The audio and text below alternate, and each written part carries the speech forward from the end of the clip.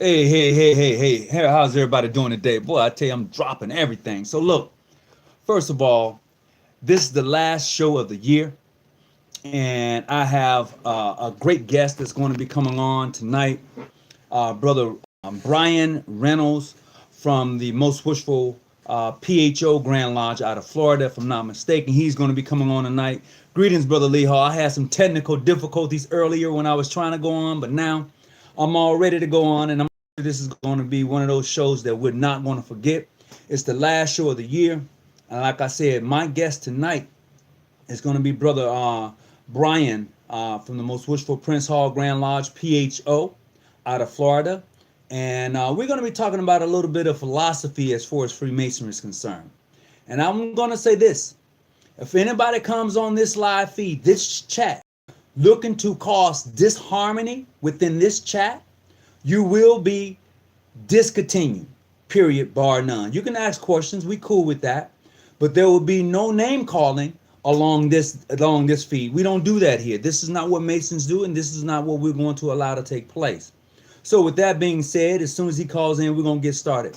So I know a lot of brothers and sisters sometimes wonder in regards to the philosophy of Freemasonry. We also talk about the philosophy of the Order of the Eastern Star also, because they have a philosophy too. The ideal is that most of us who are Masons, we really don't indulge in the Order of the Eastern Star, so we don't know a whole lot. But for the sisters who tune in, we definitely want to include you in on tonight's topic when we're talking about the philosophy of the Order of the Eastern Star. And the brothers definitely tune in and let it be known about when we're talking about the philosophy of Freemasonry. Because when you're looking at things from that perspective, it becomes very enlightening. A lot of stuff that we do in Freemasonry and also the Order of the Eastern Star can really, I would say, motivate you. It can really lift you up, because those are prime examples of how one should actually carry themselves. And in the process, there's an obligation that you do. And in knowing that there's an obligation that you do, it makes it worthwhile. So this is what we're going to be delving into tonight. So hopefully this is Brother Brian. Hello? Hello. Hey, Brother Brian. How you doing there? How you doing there? I'm all right. I'm all right. So what I would like for you to do, Brother Brian, is go ahead and introduce yourself. Well, how's everybody doing there? My name is Brother Barry James Reynolds Jr.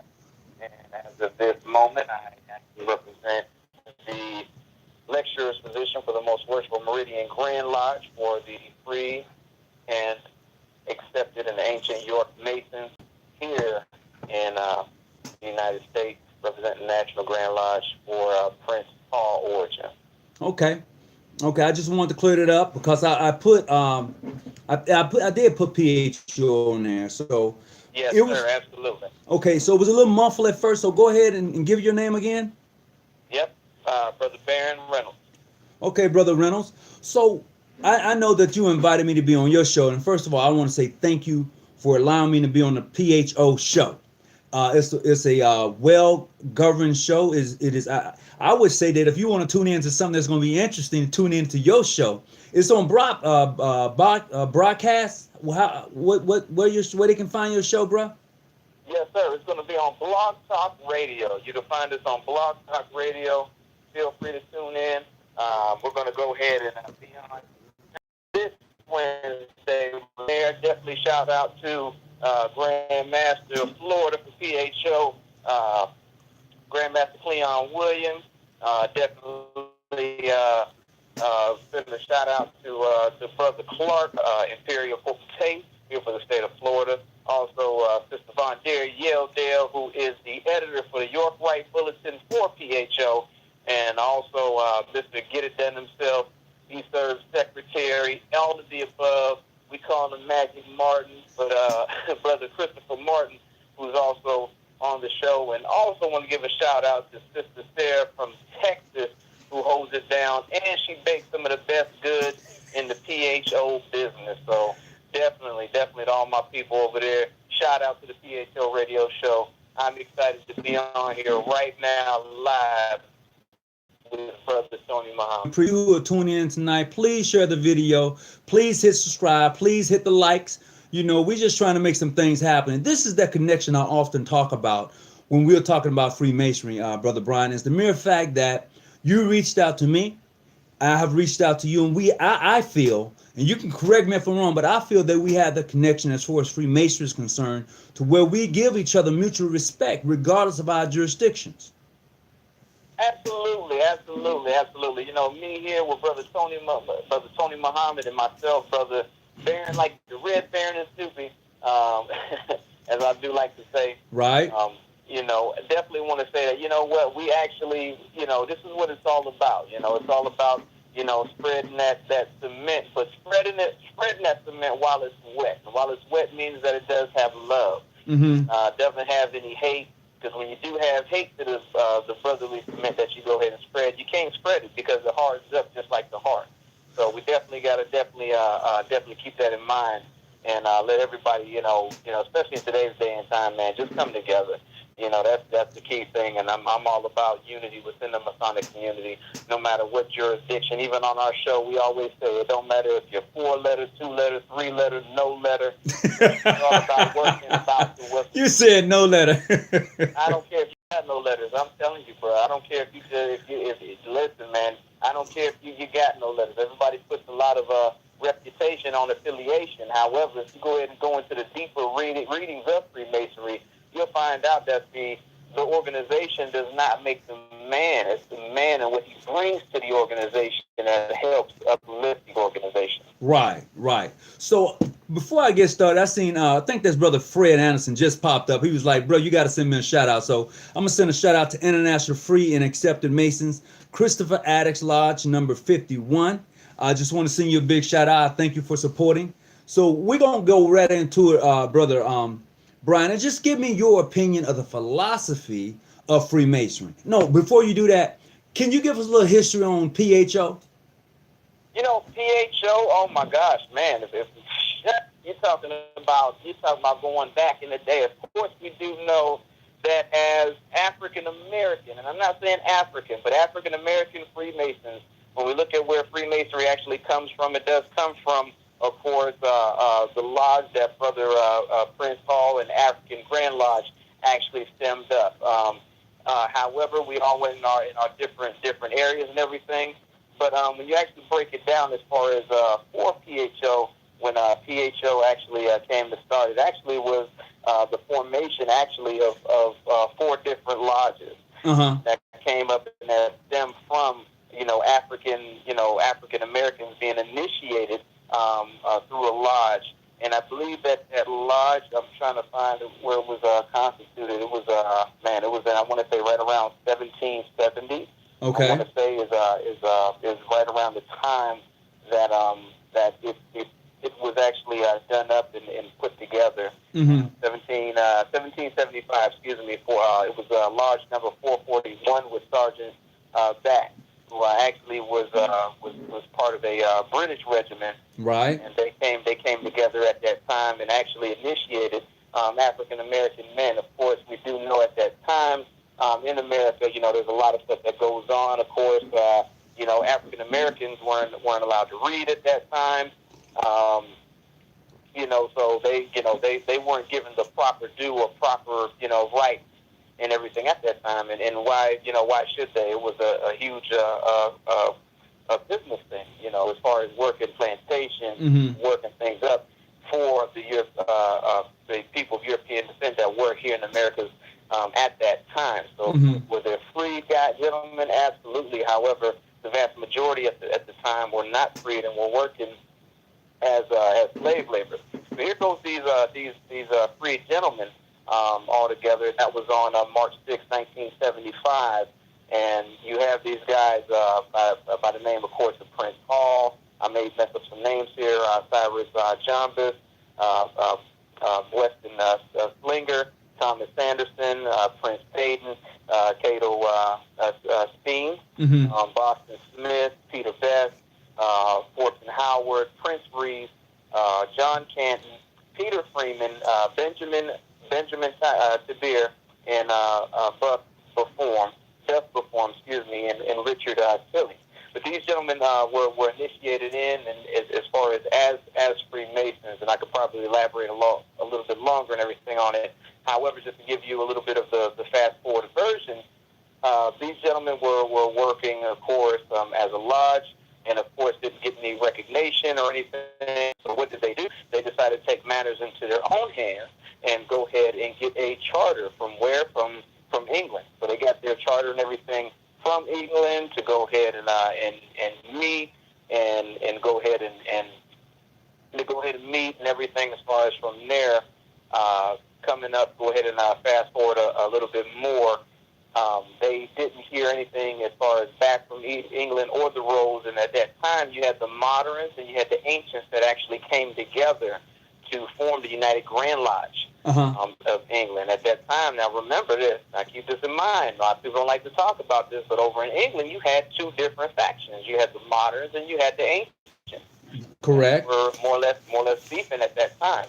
A big thing as far as with that was, one wanted to adhere to the 3 degrees. The other one wanted to adhere to the 3 degrees and add another one, which was your Royal Arch. Correct. Make that a completion. However it came about, they came together and they went ahead and formed the United Grand Lodge of England. After that, they went ahead and allowed everybody else that was connected. If you weren't in England and everything, they were working and doing their thing. Everybody outside was responsible for taking care of themselves. Prince Hall and the gang at that time didn't hear anything back from England, so they decided to go ahead and declare themselves independent as not African Lodge, but 459, but as going into African Grand Lodge #1. So they decided to go ahead and react sovereign and react as far as within themselves. During that time, you had a couple other lodges that were created. However this thing went. I'm going to fast forward a little bit. You had one lodge, of course, in Boston, which was the original lodge, and then you had 2 lodges that were actually working over in Pennsylvania, I think it was, and you had one over in I want to say out of Rhode Island, but I want to say it was New York. I think it was Boyer Grand Lodge. However, there was some kind of thing that went about because guess what? You had 2 Grand Lodges over in Philadelphia. So they wanted to come to get something together so that they can actually come together. So you had 2 Grand Lodges. They decided to come together and the National Compact Grand Lodge so that all these Grand Lodges can come together. And from that point and from those Grand Lodges, if you weren't officially with Pennsylvania, with Boston, or with New York, those states were kind of like your original state.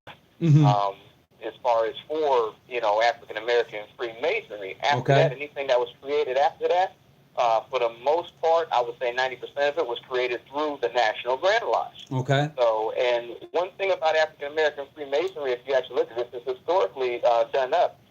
Here in the United States, the African American Grand Lodge and everything being united the way it was had more success than what was done prior to with Mainstream. Mainstream tried to do it at one time, but they could never get it together. They did. They actually did try to create a national compact. They sure did. Absolutely. Absolutely. And it did not work out.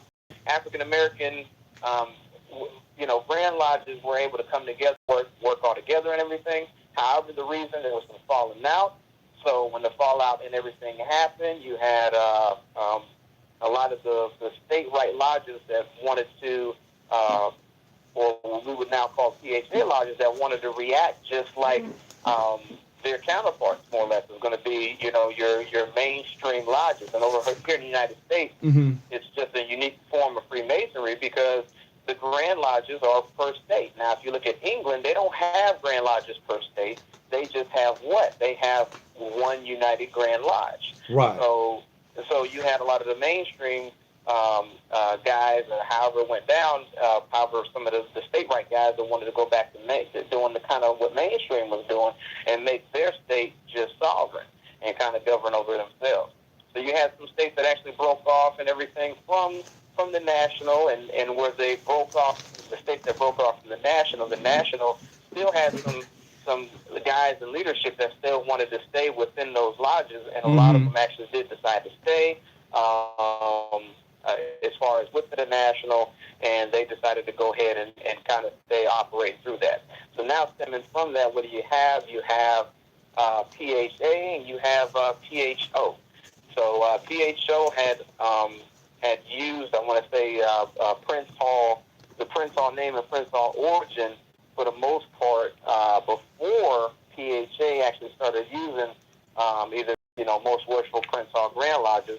As a matter of fact, I want to say it wasn't until, it took about 20 years, and it wasn't until right around the 1960s where the most of the PHA lodges had used the most worshipful Prince Hall Grand Lodge, with the exception, I want to say it is, of Mississippi, which Stringer, most worshipful Stringer Grand Lodge, and that the reason being is because PHO still held the Prince Hall name as far as within Mississippi.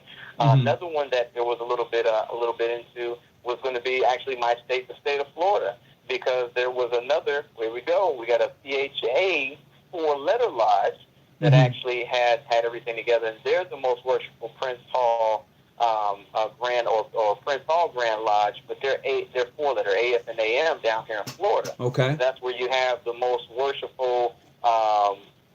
I forget how to pronounce the name for them.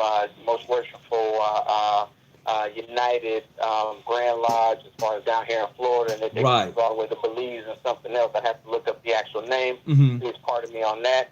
But that's really the main gist of it, and really a lot of the breakup more or less happened because you had just like anything, sibling rivalry. You know what I'm saying? You have differences within your family. Sometimes they feel like, your sister don't want to live at home no more. Your brother don't want to live at home no more. Right. He's out on his own to do his own thing. We see that happen within all of our organizations. So within these organizations, what we've seen later on now is recognition. Everybody's really big on the recognition of England. However, if you break it down, look at where England now got a lot of its Freemasonic ideas and everything. And if you break that down, it comes from France. And if you look at French style of Freemasonry, and if you look at it, even if you look at the York style of Freemasonry, okay, the York style of Freemasonry comes from York over in England.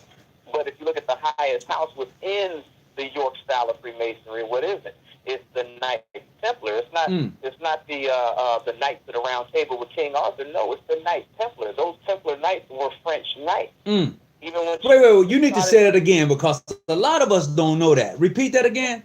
Those Templar Knights were French Knights. You can look that up historically. Those were French Knights, all the way to the last Grand Master. Of course, was Jacques de Molay. So that was supposed to be the last Grand Master of the Knights Templar. And right. They were burned at the stake and everything for reasons that everybody likes to speculate on. Like to say, for the most part, once they went ahead and went to the East and they got educated in the East, they actually found out, the proper teachings, or what Manly P. Hall would call the secret teachings of all ages. Because after they found that out somehow, in some way, I don't know how, these guys became some of the richest knights. They were even considered richer than the Catholic Church, and also richer than the King of France, or the Prince of France at the time.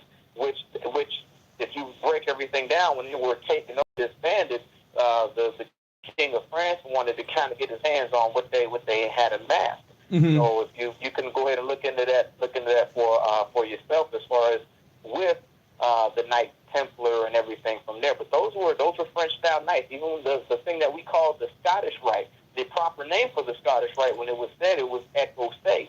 Esoteric is actually French for Scottish Rite, for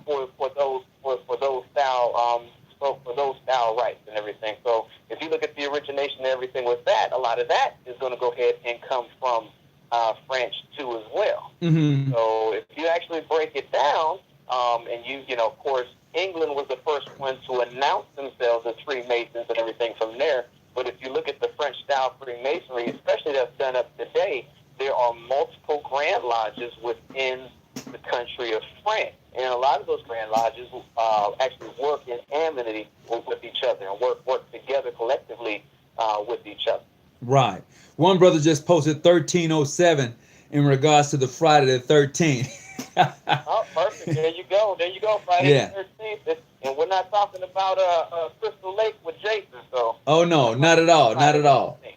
You know, absolutely. Good stuff there. Good stuff there, brother. Great stuff, you know.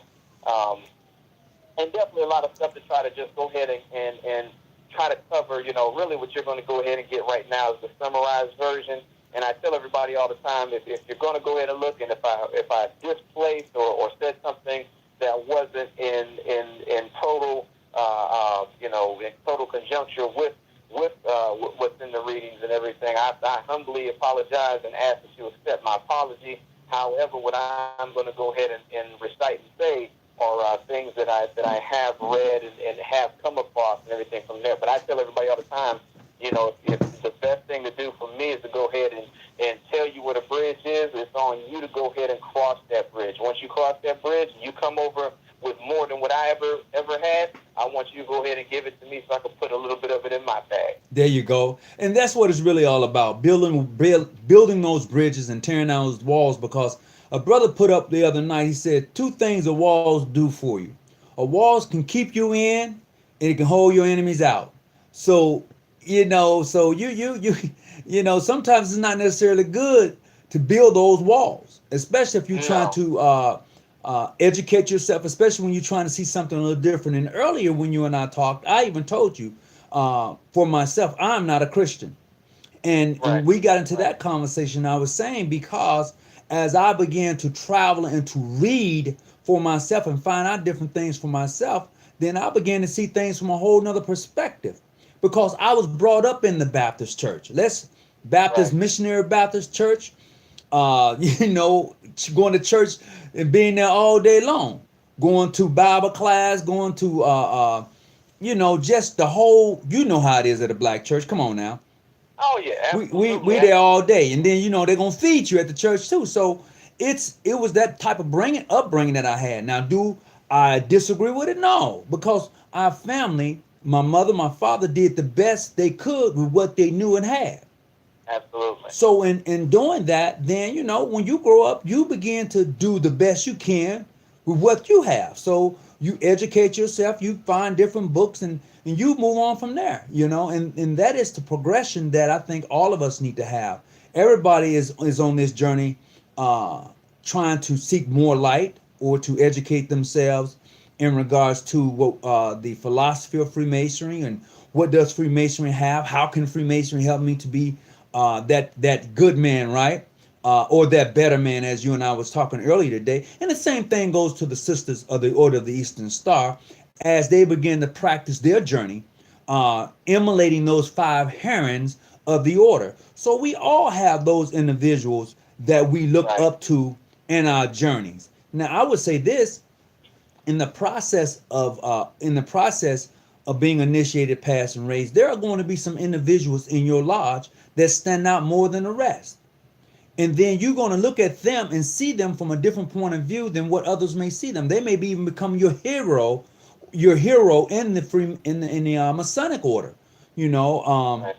and that's what we have to realize. And the same thing goes for a sister. There may be a sister in that chapter who emulates and who gives you the I'm not going to say perfect, but the prime example of how to be that Eastern Star. And you may find yourself being around her more so than any other sisters. And it's not say that you don't like the sisters or you don't want to deal with them, but this sister right here, does something for me. She makes me want to be the best sister I can be, the best wife, the best wife, the mother, the sister, the daughter. She makes you want to do all of that. And the same thing here. There's just some brothers that make you want to be the best man that you can be. You know? Absolutely. Well, the key thing we got to learn, and definitely about Freemasonry and the Order of Eastern Stars, is everybody has value, and you find that out within the teachings, the esoteric, not the exoteric, not the outer meaning, but the inner meaning of it.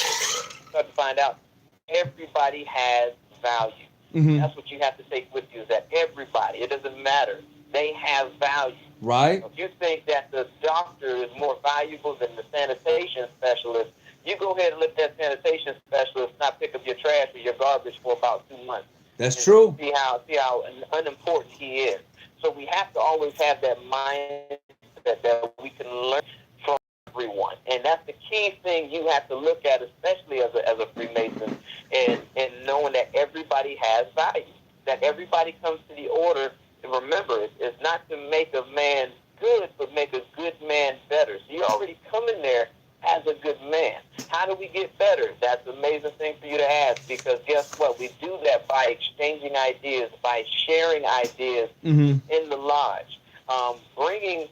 I like to say that the lodge and everything almost works like a picnic almost. You want to know why? Because everybody comes to the picnic not just with their appetite, but they bring something with them. They bring a covered dish. They bring something of value.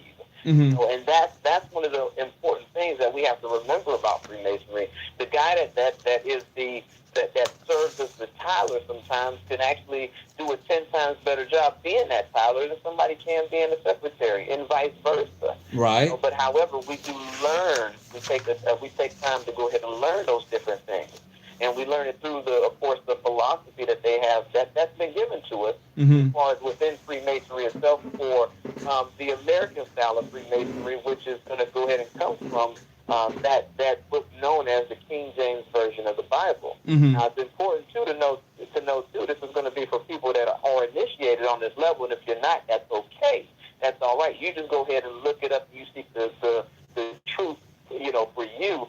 But it's been rumored, so to speak, that book was actually coded for or by Freemasons. Whoa, okay. They always say that was one of the writers of that, and there's a lot of Masonic to his writings, whether he was a Freemason or not, or just a philosopher, and that's the great, right. And that's stuff that you can actually read up on and look up on yourself, because there's a lot of stuff within that book that is meant to be taken spiritual. Some of the stuff in the book is meant to be taken literal, and then other stuff in the book is meant to be an allegory. That's why if you look at our own religion, it's good to go ahead and look at our own religion as what? A beautiful system of morality, because every religion, I don't care which religion you follows some form of moral compass.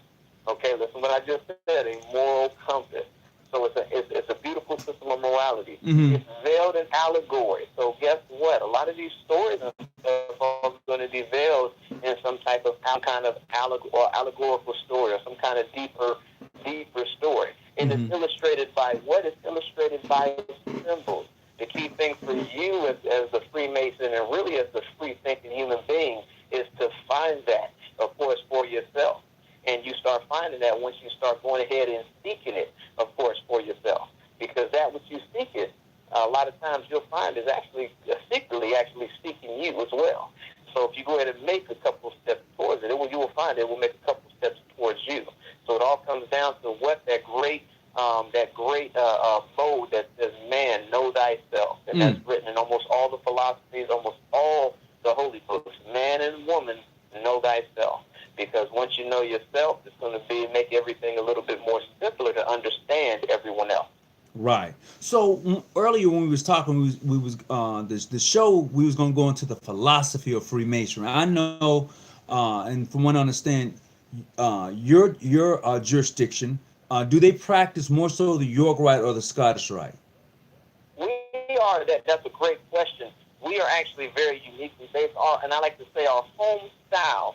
Our home style is going to be that of the York Rite. However, we do have a touch of Scottish Rite to have some form of Masonic education, so to speak, or Masonic awareness of the Scottish Rite. But our home base, the fact that within our name, is going to be York Mason, York Rite Mason.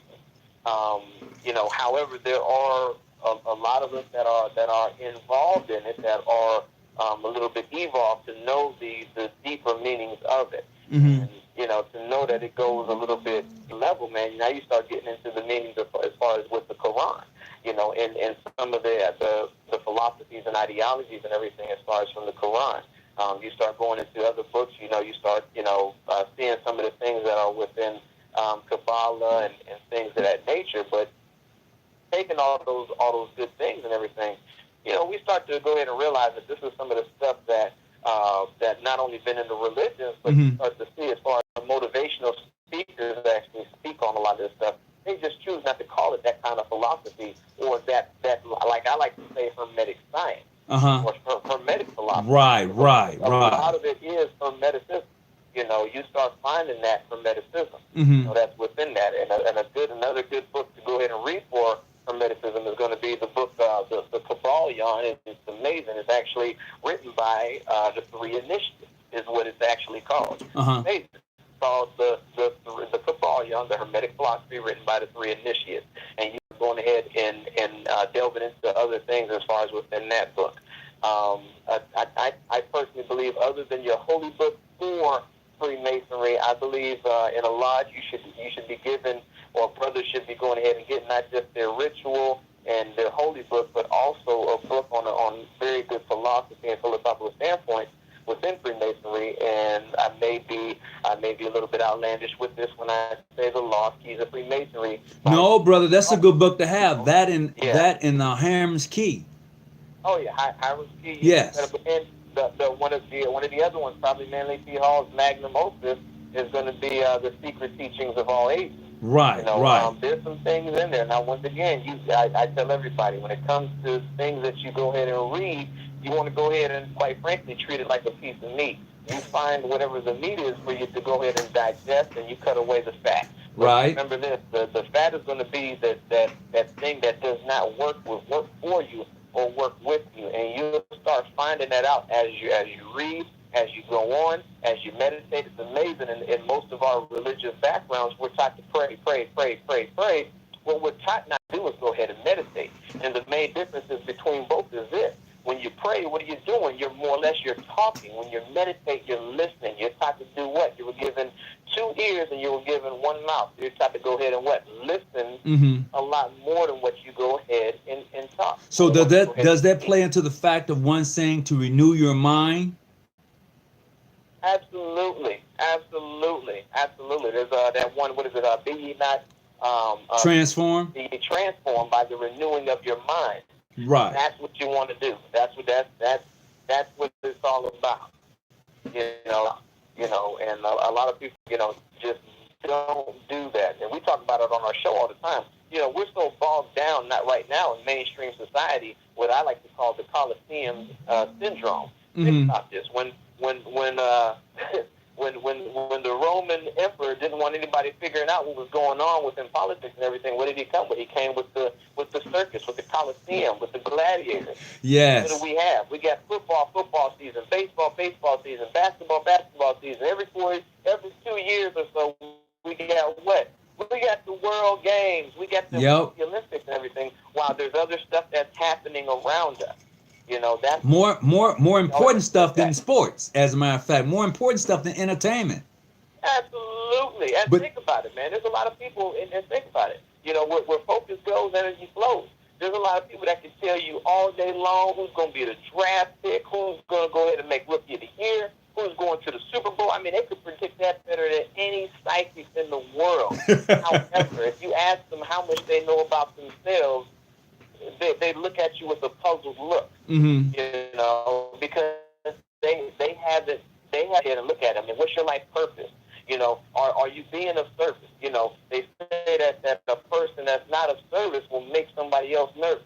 Are you of service? I would say this, and adding to that, as far as being a servant, most leaders, I would say most leaders, if you look at who they are those you would consider to be servants. Look at Freemasonry, and this is what we are talking about. When you are elected to those offices, be it a Grand Master, whatever your title may be, and that's including the sisters too, you must realize that you are a servant to the order. You are a servant to the craft, and I believe a lot of us forget that. We forget that we are elected to a position to where we are to serve and not just give out commands. Well, you hit the nail on the head. The problem is, and you see this, and this is awesome, because if you read any of these books by Mackey, by Manly P. Hall, by any of these Masonic philosophers, you start to find that they even started saying that Freemasonry was beginning to evolve into something that it wasn't supposed to be. Mm-hmm. And that was going to be mainly a big club where guys were feeling good and puffed up because of whatever degree they were or the position they held and everything like that. But they failed to realize the main philosophy behind it. And that's going to be what? It's going to be really, quite frankly, to be of service. Mm-hmm. You know, that's where Mason truly is evolved, because he figured out what? He figured out that thing called karma, Mm-hmm. that thing called that whatever you give, it's going to boomerang back to you. So if you give love, you're going to get love back. If Mm-hmm. you give hate, you're going to get hate back. You know, that's one of the things that's not taught. As far as within the lodge, because everybody's like, oh, hi, I'm a Biff, and hi, I'm a Tyree, and I know this, I know this handshake, I know that, I know everything else. Mm-hmm. Boom, I know these secrets, but yet you don't know the deeper meaning. So, in other words, you're not a Freemason by evolution. You are a Freemason by name only. Ooh. And you have to remember that. That's where it comes in. You have to be evolved. Mm-hmm. You have to be transformed. Mm-hmm. And they even say in the Law of Keys of Freemasonry, which is awesome, that a lot of times you get a guy that comes in to Freemasonry and goes through his degrees and gets to the third degree, and it may take him years before he even figures out a lot of the stuff that he's been through, Mm-hmm. and he's able to realize that or come through that self-realization. And then there's some guys that have already self-realized that and come through the initiation and is able to actually put everything together as far as with the initiation itself and what's happening. And you start figuring out that old adage, as above, so below, as below, so above. Where you start figuring out what it really means about the sun and the moon, or what? The masculine and the feminine. It's not just in the physical sense. Mm-hmm. It's also in the metaphysical sense. Is that the reason? Is that the reason why when you pray and you pray that Lord's prayer, it says, "Let Thy will be done on earth as it is in heaven"? Do you think a lot of us miss out on the fact that we have that connection, that 101 with Thou Self, where we're able to project and our words are able to build and to make that which we don't see become the reality for that which we search for? Absolutely. You hit the nail right on the head. That's on earth as it is in heaven. Mm-hmm. Just think about what you just said. On earth as it is in heaven. For people that are initiated, that will know what as above, so below, or on earth as it is in heaven. Mm-hmm. And what does that necessarily mean? Think about this, and this is where we go a little bit deeper right now. So you're talking about on earth. Earth. What is it? You're looking at the emotional state. You're looking at that state that is called what? Mother Earth. Right. Mother Earth. Mm-hmm. Mother Earth. Think about that. Mm-hmm. Think about that. Mother Earth. Mother Nature. Right. That's going to be considered the lower self, and it's not that it's a bad thing. It becomes a thing of this. Remember, know thyself. What is yourself? What are you more connected with? You're going to be more connected with the earth and going to be connected with the heavens. What's the heavens and the earth for a human being? Mm-hmm. I'm happy you asked. It's going to be what? On earth. It's going to be that thing called somewhere, that chakra or whatever, that's going to be somewhere in the abdomen. Uh-huh. And if you don't believe that, I want you to remember this. Think about when you had your most excited times, especially as a child. There's a verse in the Bible that says, "Suffer the children to come unto me." Mm-hmm. Okay? Now, think about this. Now, with that being said, when Christmas used to come around when you were a kid, you had what they called butterflies, right? Yeah. Or if you get really upset about something, you get a sick feeling where at? In your stomach. In your stomach. And why is that? That is feeling right there. That's a whole other mind that's right there. Mm-hmm. So you have that feeling that's there in that lower nature. All right? That's your feeling. Now we're going to go ahead and get to the sun. The sun is going to be what? It's going to be that mind that you have. It's going to be that thought.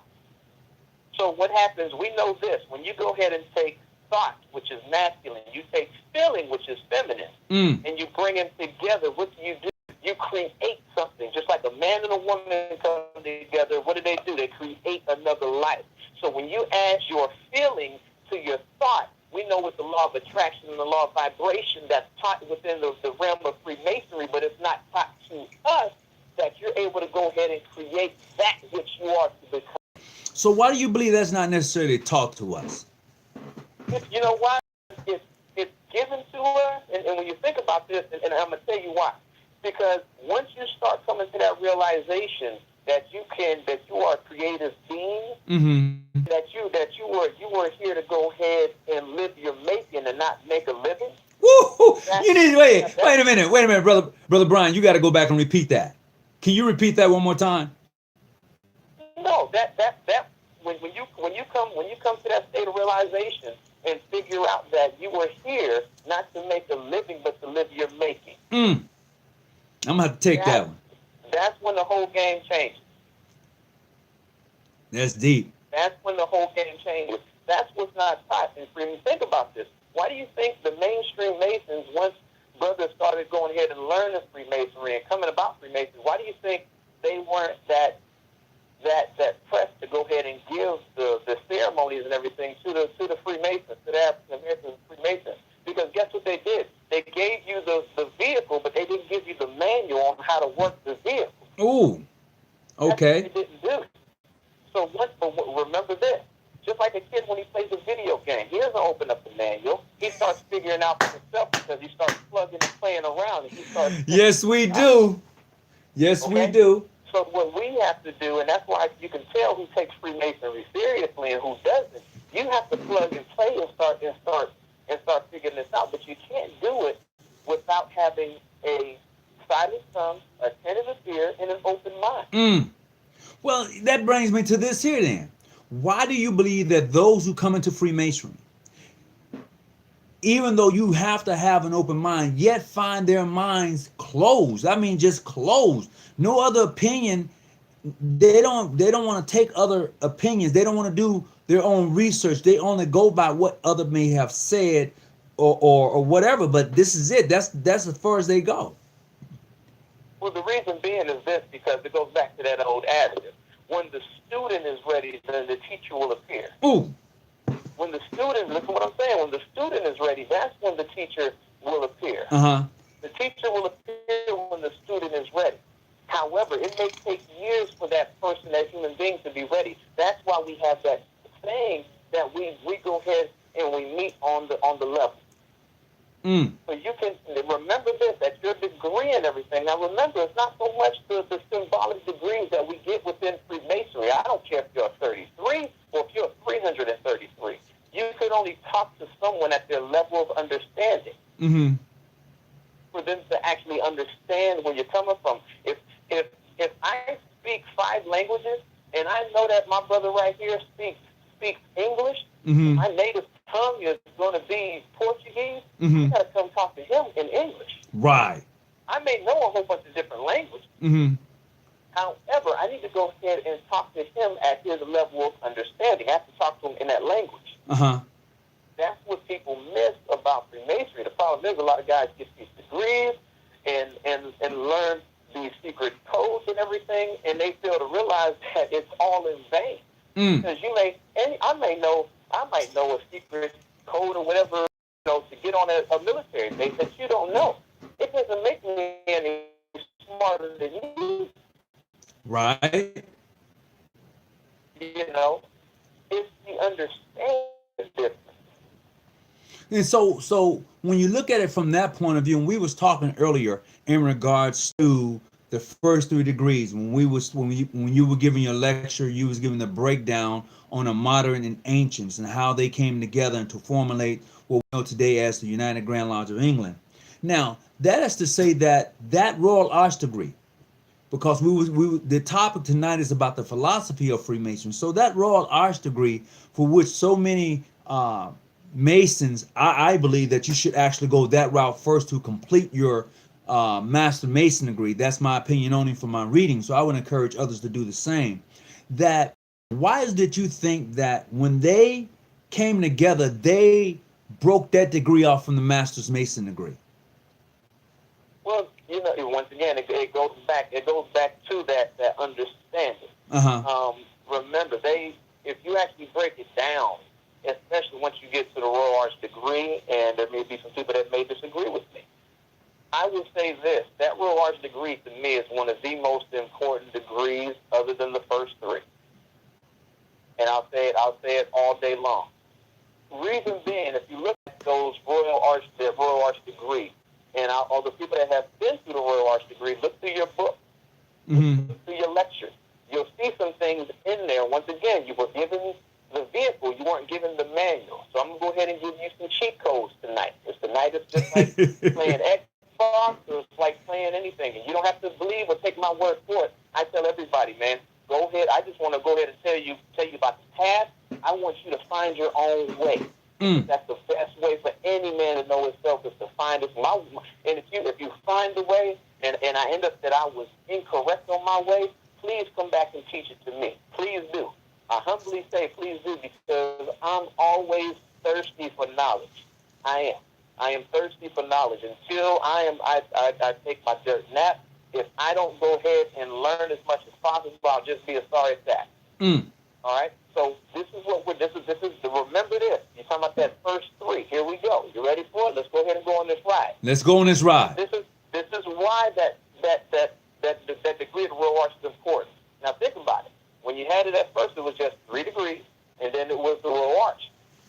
Somehow, some way, in the mix somewhere, they made it what?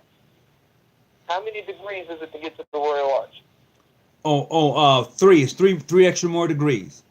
Yeah, traditionally it's going to be. I think it's going to be 7 altogether, right? It's 7 altogether, because you have your marked master, past master, most Right. excellent master, super something master. Right. But yeah. Right. You're going to have. It's going to be up to the 7th degree. Okay, we're not going to get super technical. I just want you to just go to understanding. Okay. Brother, Go ahead, brother. I'm gonna cut you off just for a second, because one brother pointed out, he said it was 4, but I know, and I've heard 7 also. I've actually seen 7, but It's 7 altogether, so he's right. There's 4 going to the Royal Arch, but if you add the first 3, it's actually 7. okay, gotcha. Okay? Okay. The reason why I go ahead and go off of that, what does the Bible talk about? 7 heavens. What does the Quran talk about? Muhammad elevated to what? 7 heavens. Yes. What does the Hindu religion, and what does Buddhism talk about? Mm-hmm. The 7 chakras. So, in saying all of that, is it true that you can say that the Royal Arch is the root and heart and marrow of Freemasonry? I would say if it's not the heart and marrow, it's definitely close to one of the major organs, because I'm a firm believer that 1, 2, and 3 gives it all together. Because if you look at 1, 2, and 3, if you look at more or less being reminiscent of Hiram, of Tyre, if you look at the 2nd degree, of being reminiscent of the 2nd degree being reminiscent of Hiram of Death, and if you look at the 3rd degree being reminiscent of King Solomon. Now think about this. You got 1, 2, and 3. You got number 1 being Hiram of Tyre, going to be what? Your physical degree. That's going to be your physical degree. Right. That's going to be your action. If you look at your 2nd degree, which is going to be what? It's going to be reminiscent of what? That's going to be your action or your strength or your first. Your 2nd is going to be what? It's going to be more of your religious, more of your feeling, more of your beauty. Okay? Or what we like to call your feeling. Right. And the 3rd degree is going to be more philosophical or wisdom or thought. Now, we know anything when it comes to creativity. We're talking about creativity. We know anybody that believes in the law of attraction or the law of vibration, you need what? You need thought, you need feeling, and you need action. Thought, feeling, and action. Well, there's a fine line between feeling and desire. And if you look at a book called Think and Grow Rich by a gentleman by the name of Napoleon Hill, that's the first chapter he has in that book. Okay. Go back to The Science of Getting Rich by Wallace B. Wallace. His first step to creating riches, creating the life that you want or whatever you want, starts with thought. So if you work it down, you have thought, you have feeling, you have action, represented by who? Solomon. The widow's son. Right. And who? Hiram of Tyre. It's amazing. I don't know if it's proven or not. You can look. You can do it within yourself. It's amazing how they say that there's no light. There's no station in the north because there's no light in the north. Right. That's what they say. There's no station in the north because there's no light in the north. Right. Break it down. You ready for it, my brother? Go ahead. Do that thing. Because this is Masonic radio. Go ahead. Look at your first degree. It's a physical degree. If you look at the physical body, what do we have? You have the junior warden station, which would be reminiscent of what? Your heart. Your heart is always moving. Why does he talk about that wood from Joppa that sent over to King Solomon to flow on a river? Think about this. Go ahead. Hey, I'm liking this. Go ahead. Break that down. Yeah, high Tyree right there. Mm-hmm. And for my brothers that initiated, you know where I'm getting at right now. Then you have the next station, which is what?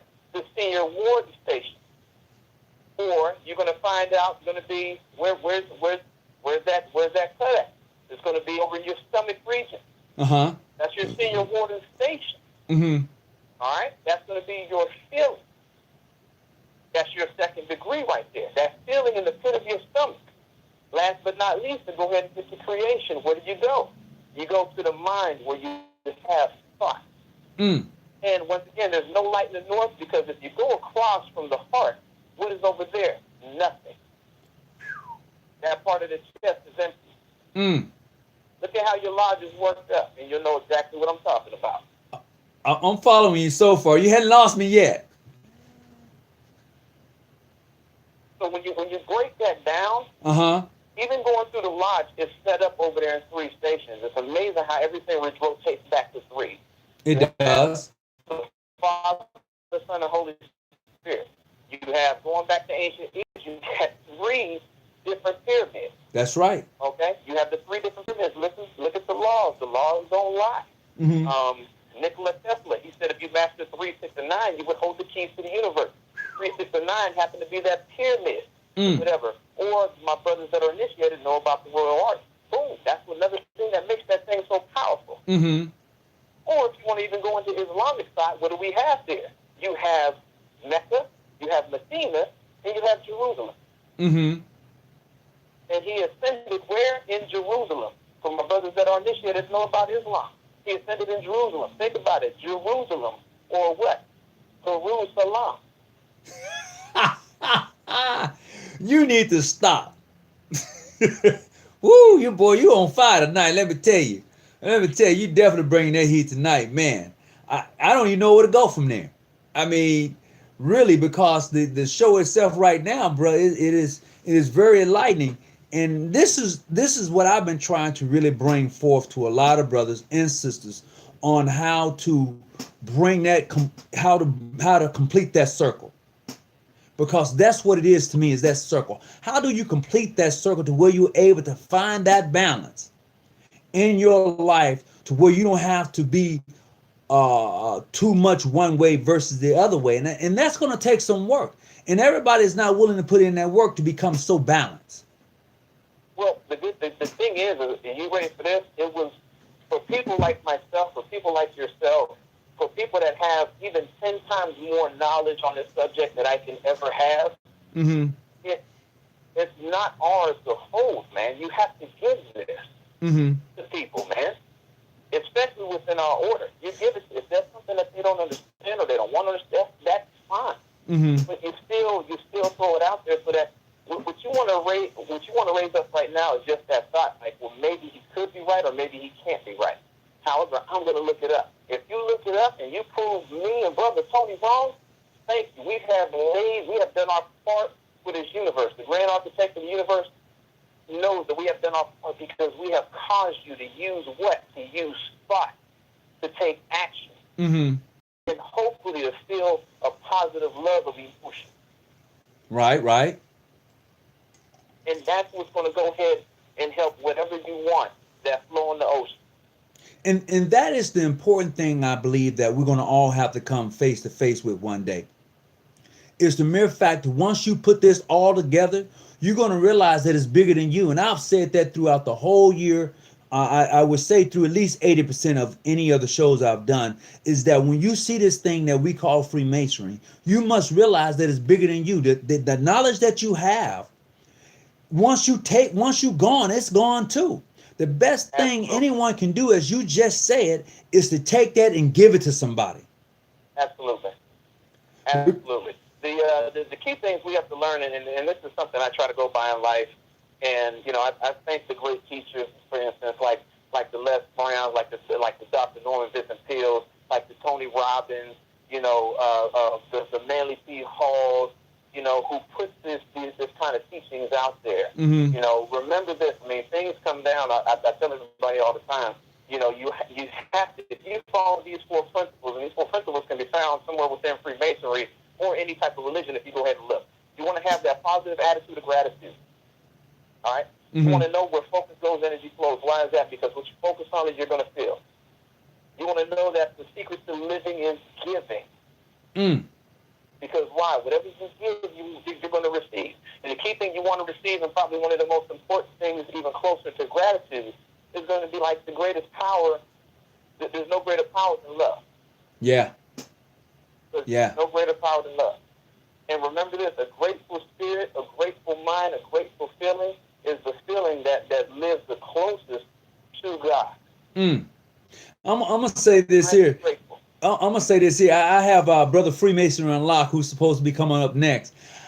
I'm going to ask him, Brother Freemason Unlocked, you still want to come up next? Because I think Brother Reynolds, boy, I don't know. So you got to let me know, Brother Freemason Unlocked. You want to come up next? Because we got about maybe 4 minutes left, and this is going to be put us at an hour. And I usually don't try to do 1 hour, but for the last couple of shows, we've been going real hard, Brother Reynolds. We've been putting in almost an hour and a half, and I've been getting a lot of feedback on it. And I'm looking at, I don't know if you can see the feedback that you're getting right now as far as what we've been talking about. And it's very positive. Thank you. Like I said, my thing is just like I said, man. If we can, and I mean just as a group, not just me, man. Because I tell everybody all the time, I didn't create any of this. I'm just a speaker, man. And I'm probably halfway above speaker system. I'm just a speaker. And I mean a speaker, I mean like you hear music out of. Other than that, the teachings, the stuff that I'm saying, I didn't invent any of this stuff.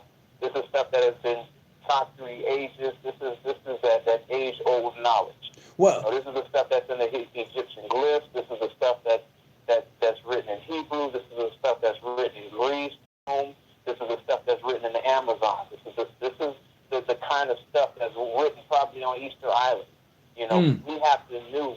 What we have to do now is come to an awareness of it and do the best we can to make everything around us better, and do it with a spirit of brotherly and sisterly love. Right. Now, before you get ready to go, where do you see Freemasonry at coming up in 2019? How do you see Freemasonry on the intake? I mean, on the uptake, or is it on the downtake? Where do you see it going? Do you see it tabling off? Do you see a reassurance of the brotherhood? Where do you see it going?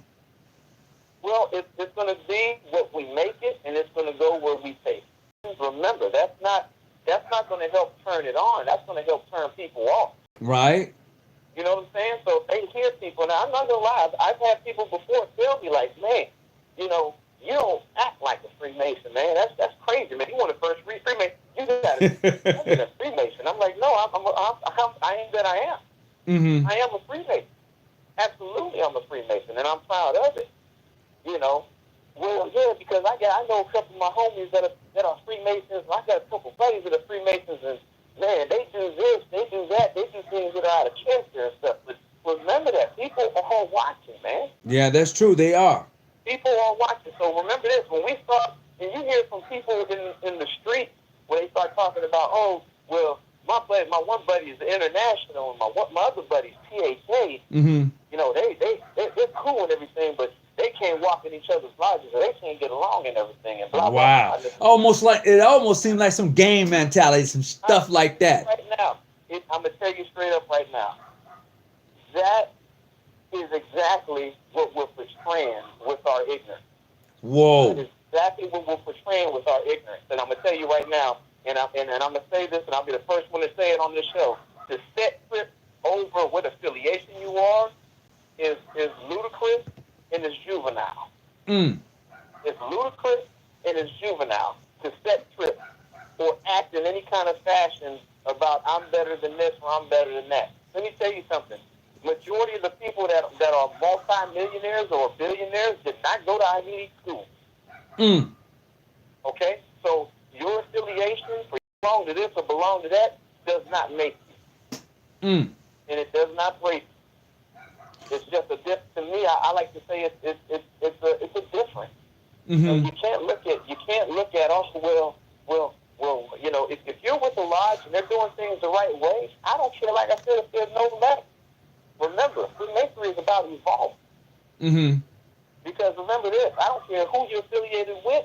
If there's only two of you guys and that's it, and you guys aren't doing right, what do you have? That's true. What do you have? And on the flip side of things, if you have 5,000 of you guys and you guys are not doing right, what do you have? Yeah, that speaks volume right there. So what part of Florida are you in? I am in Tampa, Florida. Okay. Tampa, Florida, and I'm past master of Sons of the East #4 here in Tampa, Florida. Sunny Tampa, Florida. Shout out to my crew. All right. Shout out to my fellas there. So, and now I'm letting you know, I don't know what, I think it's going to be the latter part of July, first week in August. It is my purpose, and me and the wife, if everything goes well, we're going to be down in Florida. And that, me knowing that you're in Tampa, I know Florida's a big place, but I think we're going to be real south of Florida. We talking about down South Florida. That's all right. That's my Grand Master. He actually lives in Miami. So just remember, I mean, Florida's a state. I know we haven't gotten to the kind of thing where we can say, "Beam me up, Scotty," and I can get there just yet. So, but other than that, man, hey, we can try to drive and not take a jet. That's it. So look, I got two more individuals who's going to be coming on tonight. I want to say thank you for spending this hour with us. Thank you for sharing your knowledge. Thank you just for being able to come in and really just lay down some footwork for us all to think about in this upcoming year of 2019, because I believe that all of us need to understand that this is a process that we all going to have to take. We all is on the same journey, regardless of your affiliations as far as Freemasons concerned. We're all on this journey to help become better men. We're already good men, but we want to become better men, better husbands, better brothers, better uncles. We're trying to get to a place where we're going to say, Eureka, I have discovered it. Until we do that, we're going to forever be on this journey until we hear the Grand Master, the Grand Master of the universe clearly say, job well done, good and faithful servant, because that's what we are when we are Masons. Absolutely. Like I said, everybody, like I said, thank you so much for having me on. Everybody out there in the Masonic Kingdom, even if you're not in the Masonic Kingdom and you're thinking about possibly you found your show, you're watching it, listen, it comes down to those main principles. You know, you want to make sure that you remain with that attitude of gratitude. You want to make sure that you know that there's no greater power than love. The secret to living is giving, and that where focus goes, energy flows. I mean, if you go off of those principles, off of those tenets, no matter what your religious background is, you know, you'll find somehow, some way, things just kind of work out for you. And once again, these aren't things that I created. These are things that you can say that I'm borrowing. Mm-hmm. But I'm borrowing and I'm trying to use them the same way the guy that invented the hammer, and I got to go ahead and put a nail in the board. There you go. So, there you go. Keep that in mind. Hey, one more thing. Please go ahead and say where brothers can find you on your radio show. Absolutely. Hey, look for me on Facebook. Baron Reynolds, not hard to find. You'll see my big smiling face on there with just sitting there just smiling. You can find us on Blog Talk Radio, PHO radio show. Remember, it's Masonic radio. It's Greek Fraternal Radio. It's really just radio, period. You know, it's for the community, by the community, and because of the community. Other than that, everybody have a blessed night.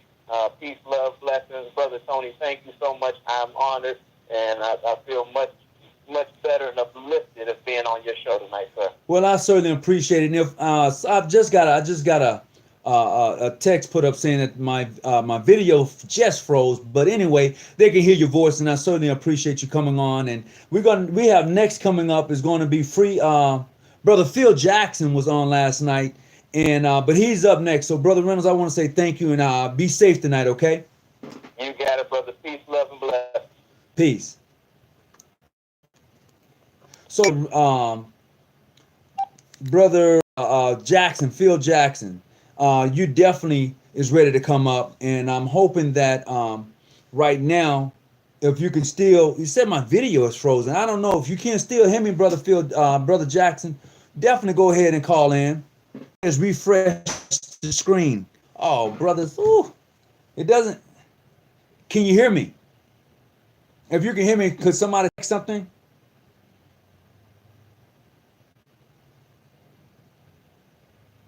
I'm trying to see something now.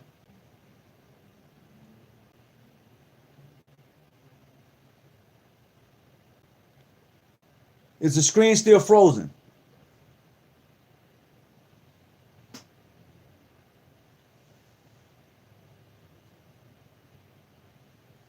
Oh, I'm good. Okay. I'm good. Okay. All right. So, no, sir. Oh, okay. So some can see me, some can't. Okay. Hello. Hello. Yeah. Yeah, I'm not calling in right now. It's Freemasonry a lot, but your video was good, bro. You heard? Yeah, and I got you on right now, so you already online. You might, brother Jackson, you gonna have to hold up. I got Freemason unlock already.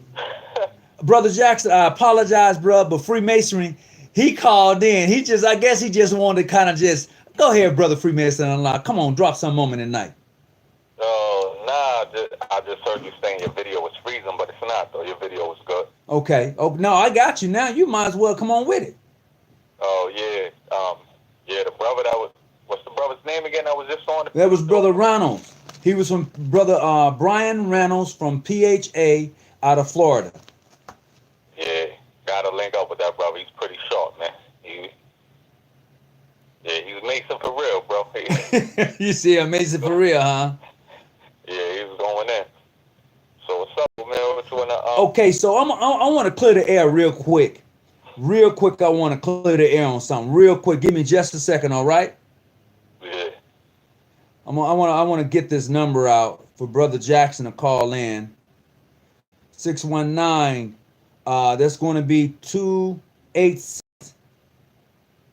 0642. That's the call in number, brother Jackson. I just put it up so you have it. So, Michael White, how can you refresh your screen? You got to hit the refresh button, the back button, brother Jackson. Brother White. So, I'm gonna clear the air on something, and then I'm gonna stay away from some stuff. On this particular show, let it be known that we respect all Masons across the board. Okay. Now, Freemason and I have mutual respect for each other. Period. Yes, I recognize Brother Freemasonry unlocked as a Mason. And yes, he is part of a co-ed Freemasonry. But that doesn't separate the fact of who we are and what we're trying to accomplish on this show. So, I just want to leave it out there just like that in case somebody wants to come along and question anything that is being said on this show. And let's clear it on this one too, Brother Freemason Unlocked. We also respect international, modern free, PHO. Now, and my brothers from PHA. Now, if any of you got issues with that, then you need to take that somewhere else. But on this show right here, it's all about respect across the board. Okay? Just want to clear the air and let everybody know that. Now, Brother Freemason Unlocked, you on the show, brother. Go for it. Nah. I was just, like I said, I was just listening to the brother that's PHO. Uh-huh. So what do you think? What did you think about brother Brian? The brother's on point. He's a Mason for real, bro. Like, it goes to show brothers that he's principal origin, PHO. Yes. But everything he was talking about, everything y'all was talking about, is Masonry, bro. Like, for real. Like, I was just sitting back amazed, listening to it. Like, oh, that was it's really good, man. Well, the ideal is to bring is to really bring the craft to a place or a format to where we can all speak and have good conversation. And for those who are interested in Freemasonry or the Order of the Eastern Star, that they may be able to find that common ground to where they're able to come on here and ask questions and get and seek that which they're looking for. We're not about closing our building walls or closing our door on anybody. We're about actually opening the door so they can come in. This goes back to a term or the password for the Master Mason. Right. The password for a Master Mason is a corrupt Hebrew word, if you look it up for yourself. It simply means the door is open. But how many of us actually go and look and take time, if you are truly that of a Freemason, and look and see what you're saying in these obligations that you take, including the Sisters of the Order of the Eastern Star? Look and see what's taking place around you, because the Order of the Eastern Star and the Freemasonry and Freemasons are definitely connected. The ideal is that no one has taken the time to see how close we are. Nobody has taken the time to actually break down and tell the sisters that our passwords come from you. Ooh-wee. Right. And nobody wants to say that to the sisters, even though the sisters need a brother in order to open up their chapters. But nobody wants to tell the sisters, to say to the sisters, those things that you got, those 5 degrees, okay, with the compass and square hidden within your star, which makes a 6-pointed star, which makes that 6-pointed star, it's all hidden. The ideal is for us to go and to unveil that which is hidden. That goes back to my Royal Arts degree, because even though we was talking about the philosophies of Freemasonry, if you go into the Royal Arts degree, you know you got to cross the Jordan River, you know you got to cross that rugged path, and you know you got to be lowered into the cave, into the it's not a cave, it's something else, to where you're trying to pull up that which is lost, which has this sacred name on it. Right, you have to go underground, basically. You have Correct. to go down. Correct.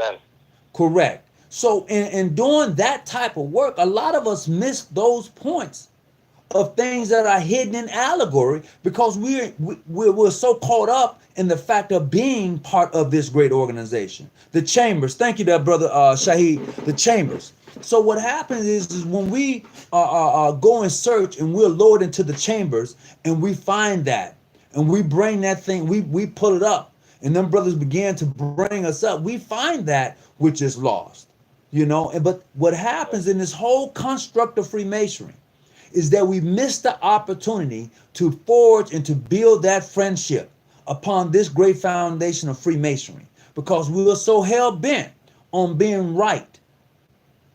I'm right, you're not right, because such and such says I'm right and you're not right. This is not that show. This is not that show, and I just want to put that out there. Right. But yeah, man, like the brother was saying, the PHO brother, even with the Royal Lodge, to the whole ritual, like you just stated, bro, it's about going within yourself.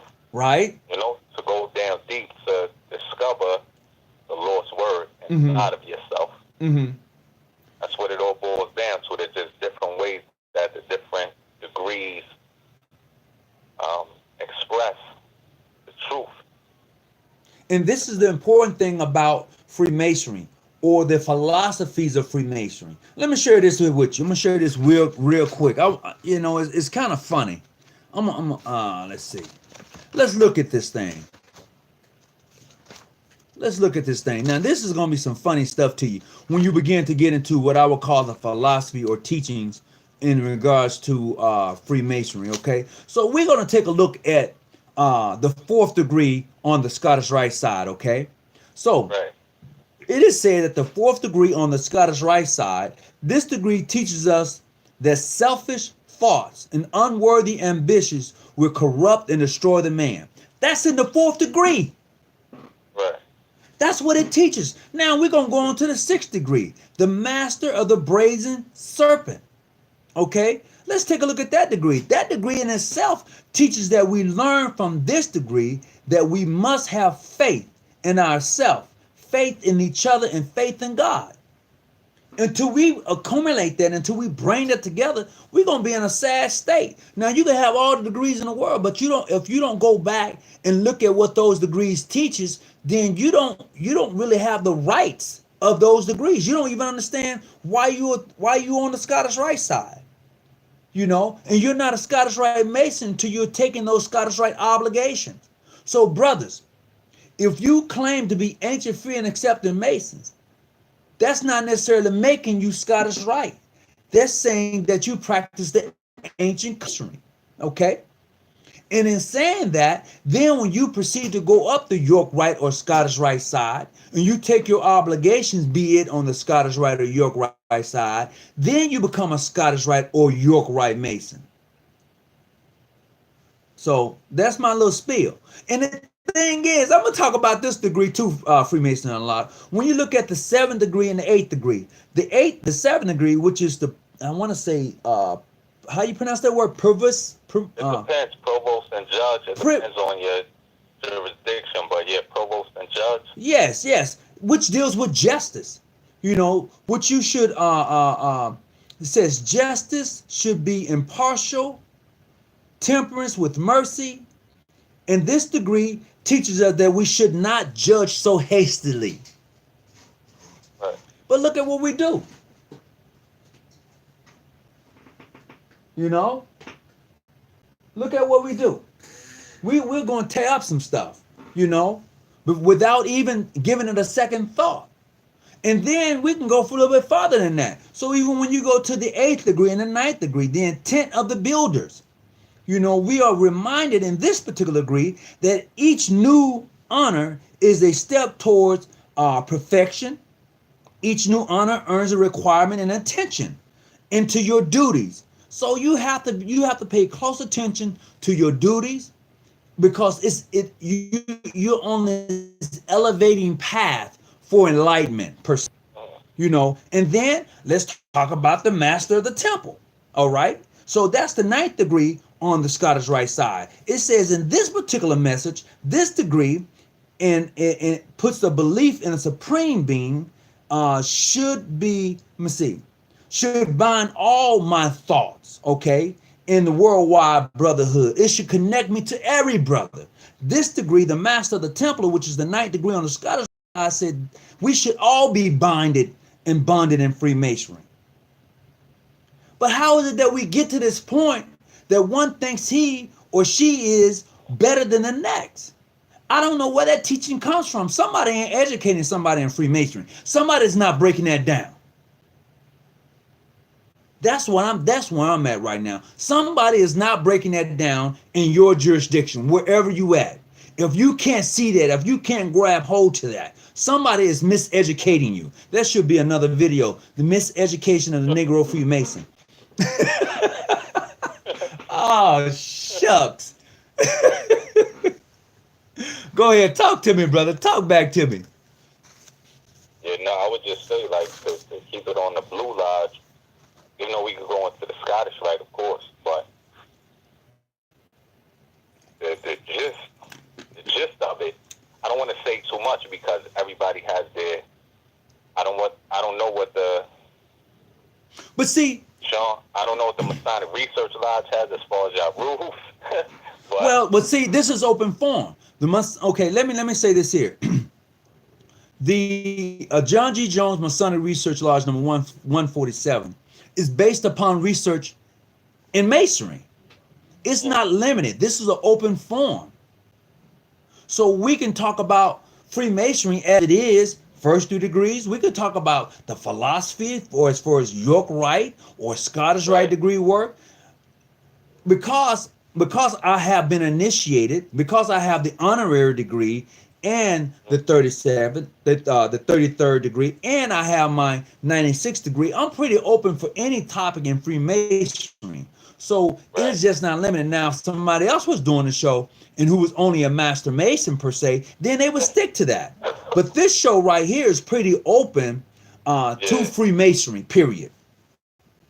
Okay, nah, I just say that because, like, in co-masonry, certain lodges, you know, every lodge, they submit to the Grand Lodge's rules, but every lodge has its own little type of thing. And sometimes when I go to meetings, some of the worshipful masters will be like, nah, we're not going to talk about anything dealing with ritual at all. You know what I mean? So, right. At all. So I'm like, okay. So that's why. But now that you clarified that, again, as Masons, just dealing with the blue Blue Lodge because all Masons are in the Blue Lodge. You know, all Masons. So when we talk about just the spirit of Masonry, let's say with the legend of Hiram Abiff. Okay. I don't think this violates, you know, even brothers that are into the apprentice or whatever. Because they're around brothers that are the first 3 degrees. Right. The other. So when we look at that whole legend, like the brother who was just on the PHO brother, the Masonry teaches us that Hiram Abiff is us. Right. The Grandmaster Hiram Abiff. I'm gonna say this. Logical. Brother Terrell Jackson, don't go nowhere, brother. You're not. See, that's the thing. When we go to talking about Freemasons, brother want to say, well, I don't know this information. I'm too young for it. It is not that we're divulging any secrets or anything like that as far as those degrees are concerned. We're talking about the basic concept of what they teach. And then when you grab that basic concept of what these degrees are supposed to be teaching you and educating you on, then you become more amped in what Freemasonry is supposed to be all about. You won't be that ignorant brother, or you won't be that ignorant sister out there running around talking about I'm this and I'm that without having that firm foundation that someone just put up there. Right. So, you know, with Masonry, with the legend of Hiram Abiff, we know, like, who was the brother last night? The brother last night at the end, he was going in. Brother Walker. He was talking about the 3 great lights. And one of the 3 great lights of Masonry, of course, is the Holy Bible. Right. Now, the Bible is a symbol in Masonry, but still, the Bible is important. I'm not Christian, just like you said, you're not Christian. But as Masons, we have to understand the allegories and legends of the Bible. Right. The symbol of Freemasonry.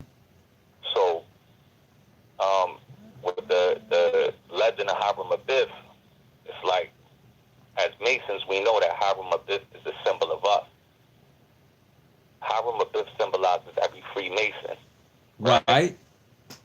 And the legend directs us back to ancient Egypt. It does. Because Hiram Abiff is called the widow's son. And the widow's son in ancient Egypt is Horus, the god Horus, Heru. Right. Right? The son of the widow, Isis. Right? He's also the son of Osiris, the god who was murdered by his brother Seth. Right. It comes, so, and then after you get that, you get Cain and Abel. Absolutely. I'm just saying, bro. That's where the Jews got that legend from. Right. Legend of Osiris and Seth. The 2 brothers that were in strife with each other. One brother murdered the other brother.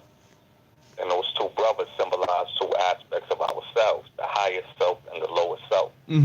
So, as far as the legend of Hiram Abiff is concerned, and Freemasonry directs us to the legend of Heru or Horus, and it also directs us to the legend of Jesus in the Bible, right?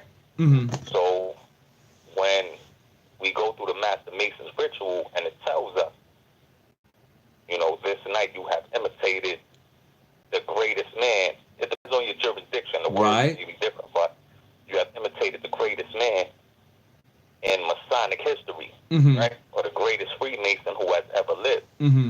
Masonry is teaching you that. If you take it from the Christian perspective, Masonry is teaching you that the Christ is your true self. Okay. Like you are the Son of God. But see, when you say that, brother Freemason, when you say things like that, everybody's not able to comprehend that. Some people may want to turn a deaf ear to that, because now you're going to a place where they're not so sure or secure in who they are already. So you may have a brother who's freshly brand new and who's a Master Mason, and you're breaking this stuff down to him. That may be frightening to some Masons. The ideal is how do we ease them into the mere fact that in this journey that we call Freemasonry, you're going to be enlightened on some things that the average person doesn't necessarily see or get.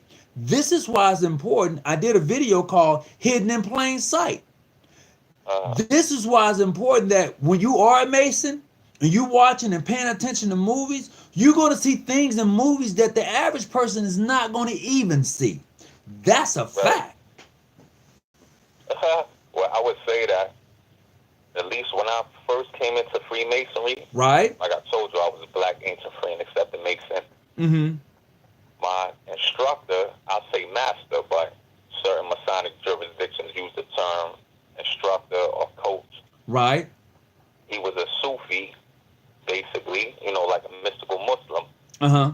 And, bro, it blew my mind. Like, once I came into Masonry for real, like, how people talk about a midlife crisis? Right.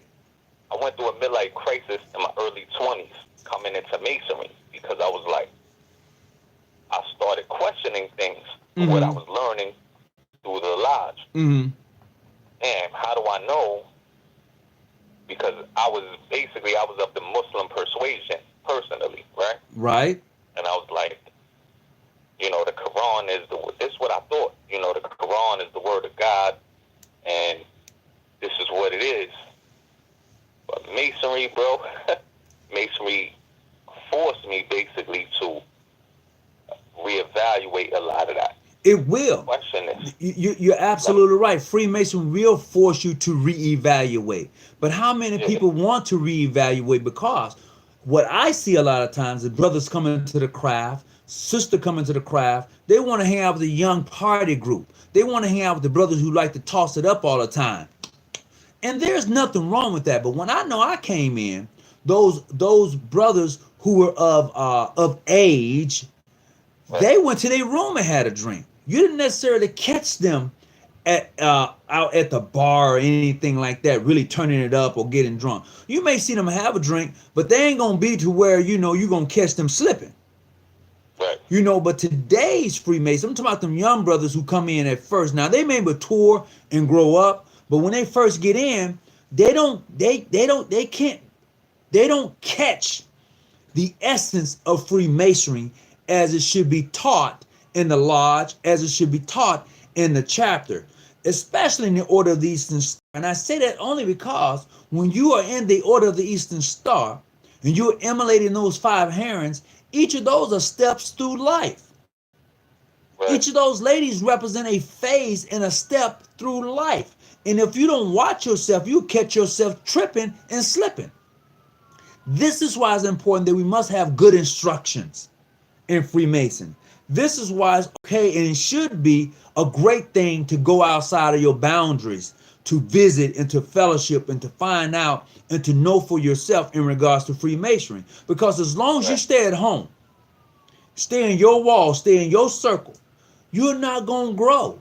Your circle is going to be the same circle it was when you first come in. And trust me, everybody that comes in with you is not going to be there in the end, including yourself. You may find yourself out in the end. Because I would say this, in my lodge right now, no, it's three that are still living right now. I'm talking about 3 individuals who knows the original members of my lodge. And that is something to be thankful and grateful of. But man, when I look back on it and all the ones that came through but wasn't able to stay and hang around really missed the essence of Freemasonry, because what they was looking for, they thought they would get after they got raised. They thought they would get it after they became an inner apprentice. And they said, well, I'm a Mason now, so I'm good.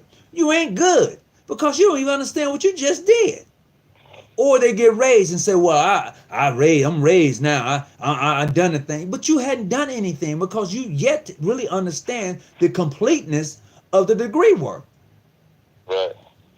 And that's what we really have to look at. And this is why tonight we're talking about the philosophies of Freemasonry. So I can and I do want to go in on those particular degrees as far as what they teach. Not necessarily giving away the secrets, right. That sort of thing.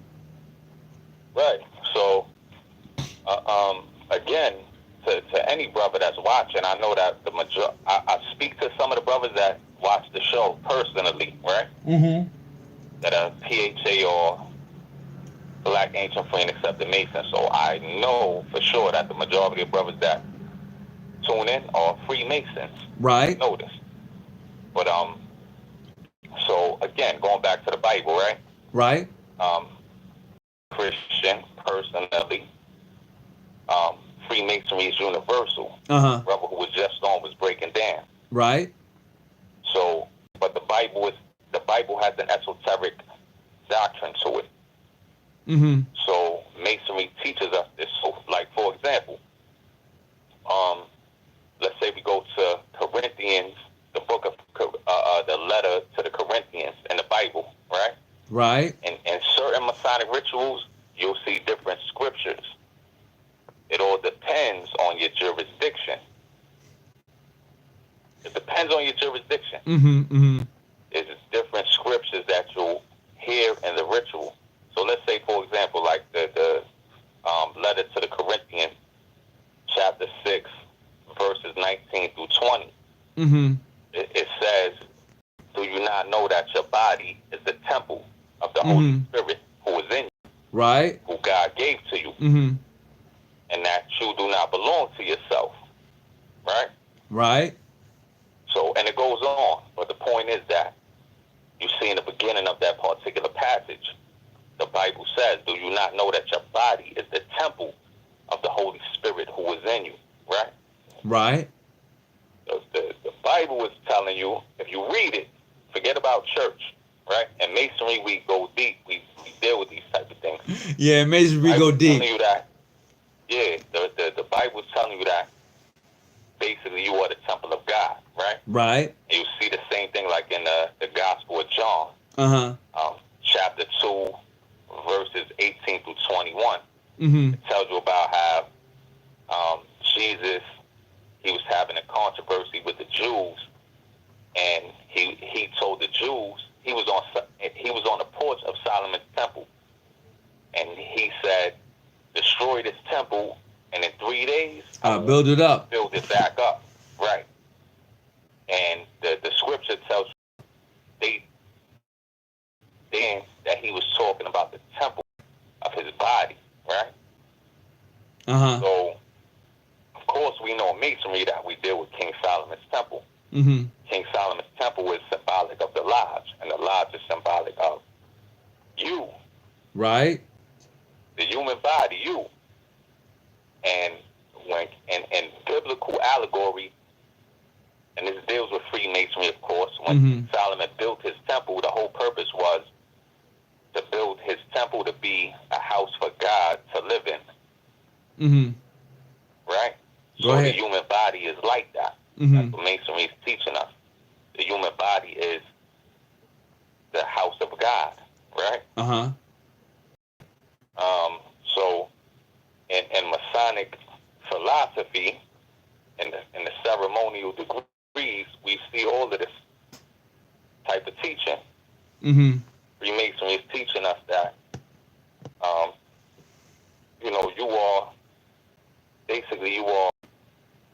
you're King Solomon's temple. You're the house that God lives in. Even in the fellowcraft ceremony, we hear about, this is universal though, no matter what your jurisdiction is. So tell me this here.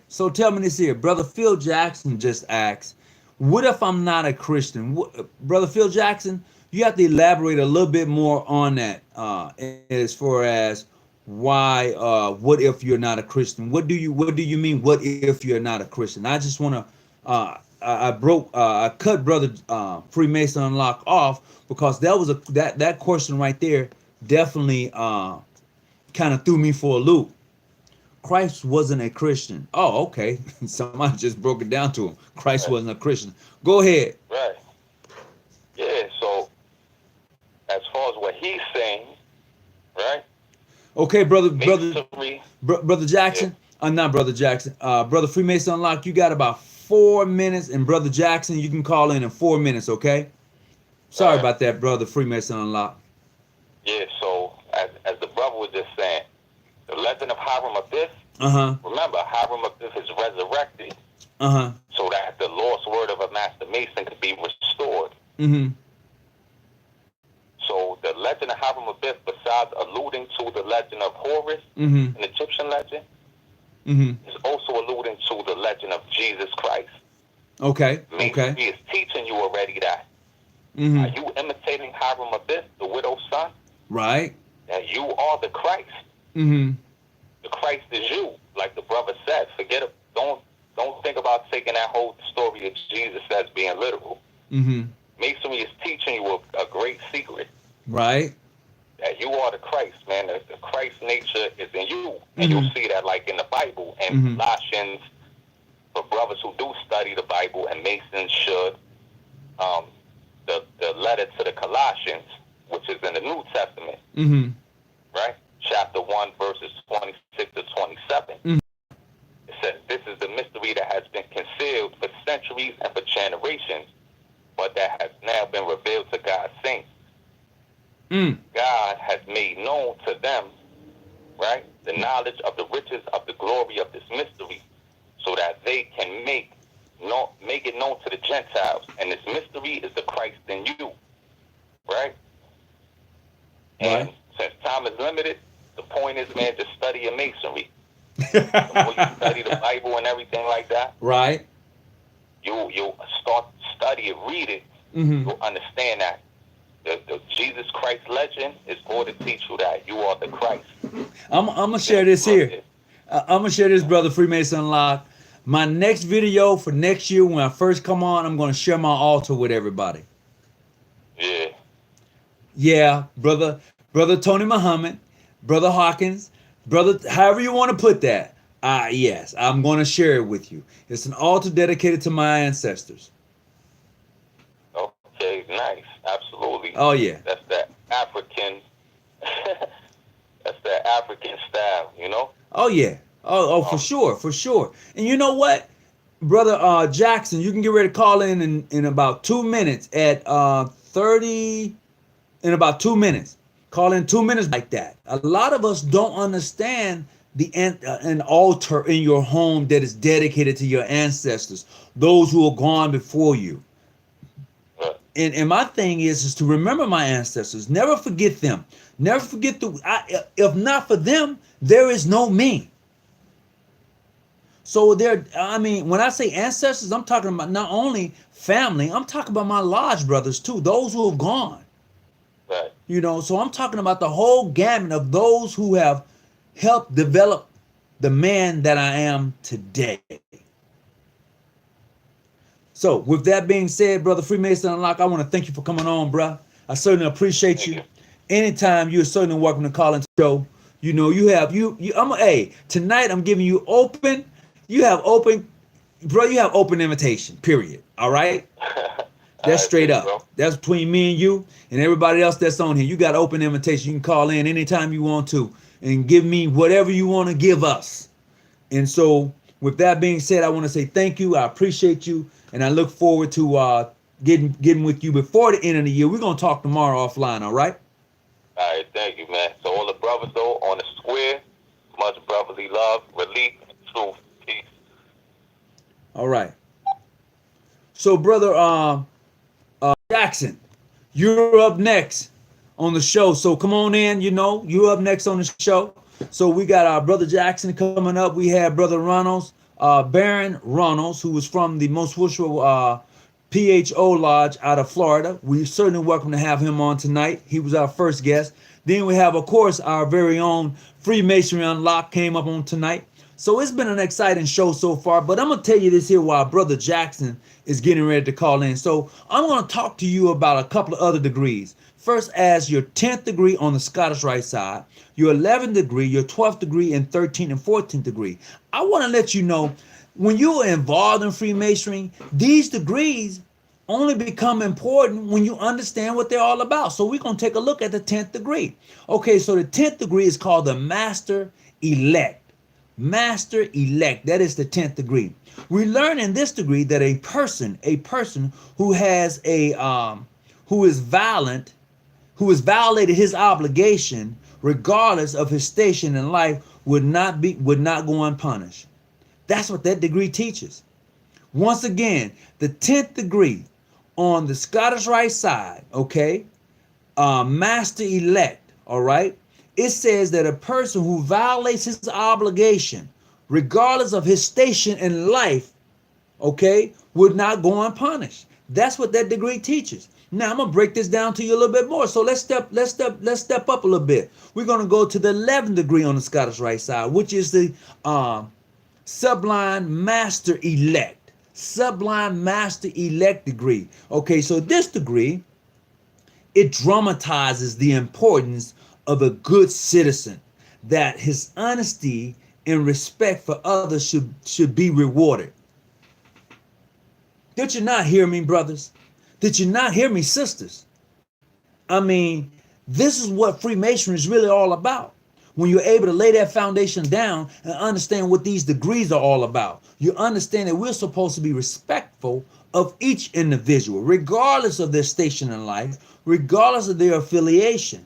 This clandestine thing, this is not Masonry. This is Masonry when I'm able to break this down to you and give you something. I want to be able to give you something that you're going to enjoy. Hold on. It said it won't let you call in. Hold on a second. Okay. I'm going to give you that number once again. It's clear now. That number is 619-286-0642. You can call in right now. You can call in right now. I should be able to get you. All right. So that's where we're at with that. But until we're able to get it down, man, we're going to be a lost cause. Think about the whole number of all the degrees, 4 through 14, of the ancient and scepter Scottish Rite. Brother Phil Jackson trying to call in. Okay. 619-286-0642 is the call-in number. Gotcha. Hello, and welcome to the show. 619. Brother Muhammad. Yes, sir. You got to turn me down in the background, though. I got a lot of feedback. Well, guess what? Look, I'm outside now. Greetings. Greetings, Brother Jackson. Greetings. Brother Jackson, I know you know me, but I'm going to give it to everybody else that's on this channel tonight. My name is Brother Phil Jackson.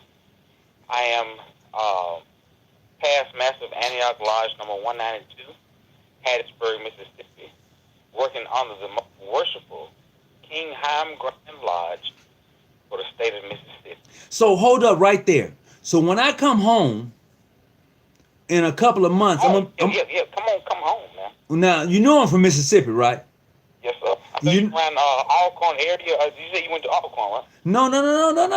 No, I'm saying if you're around Hattiesburg, I got to look you up when I come that way, right? Well, I was going to tell you, I'm going to be around your way come August. What? Grand session. Now, that way, I didn't know if that was your Grand Lodge or another four-letter lodge that's in California. Oh, there's quite a few four-letter lodges in California, but aren't you going to San Jose, California?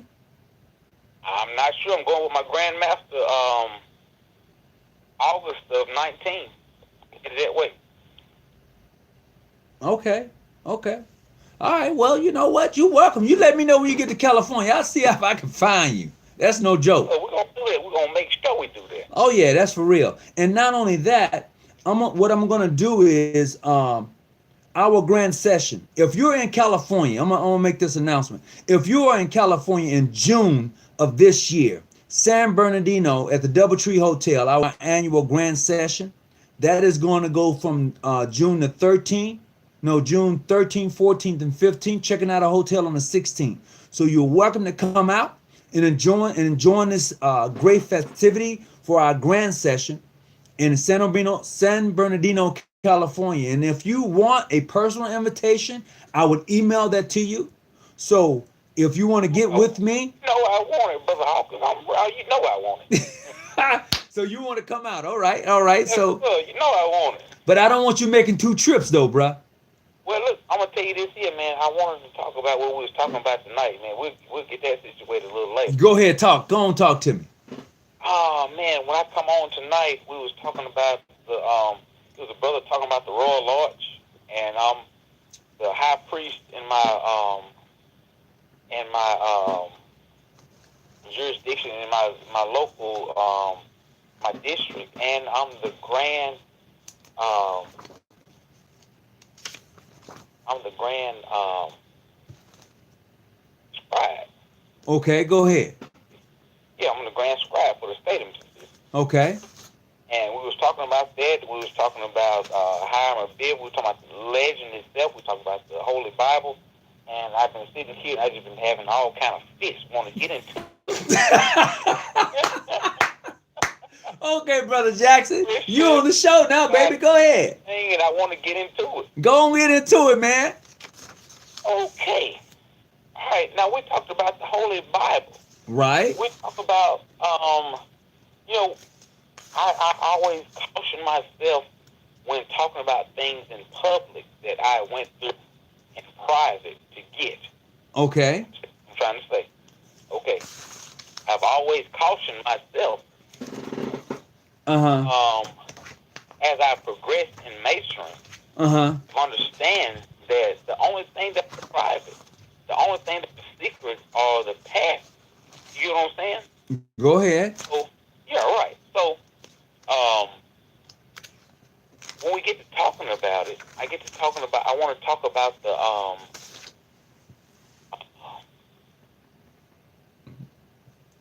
Hello? yes, sir, I'm here. You, I want to get to talk about the Holy Bible itself. okay, so what about that book? The basic instructions before leaving Earth. What about that book? Okay, you know what, Brother Muhammad, I want to have been wanting to talk to you about. I come up being a Jehovah's Witness. Woo! Almost sure. Woo! Never had this conversation on any place a Jehovah's Witness. Boy, you about to make me drink all my tea. Okay. Go ahead. When I become a Freemason, I was a Jehovah's Witness. Right. And I was put upon that platform. And when we talk about Freemasonry, I look at, oh my goodness, I look at a lot of different things, you know, and I look at how I was able to come into Freemasonry and not contradict what I was being taught. So look, you got me all excited now. How did you, as a person who prescribed to the Jehovah Witness doctrine, become a Freemason? Because that's some deep stuff. That's deep by itself. That should be the second half of this show. Hey, that's your next video right there, man.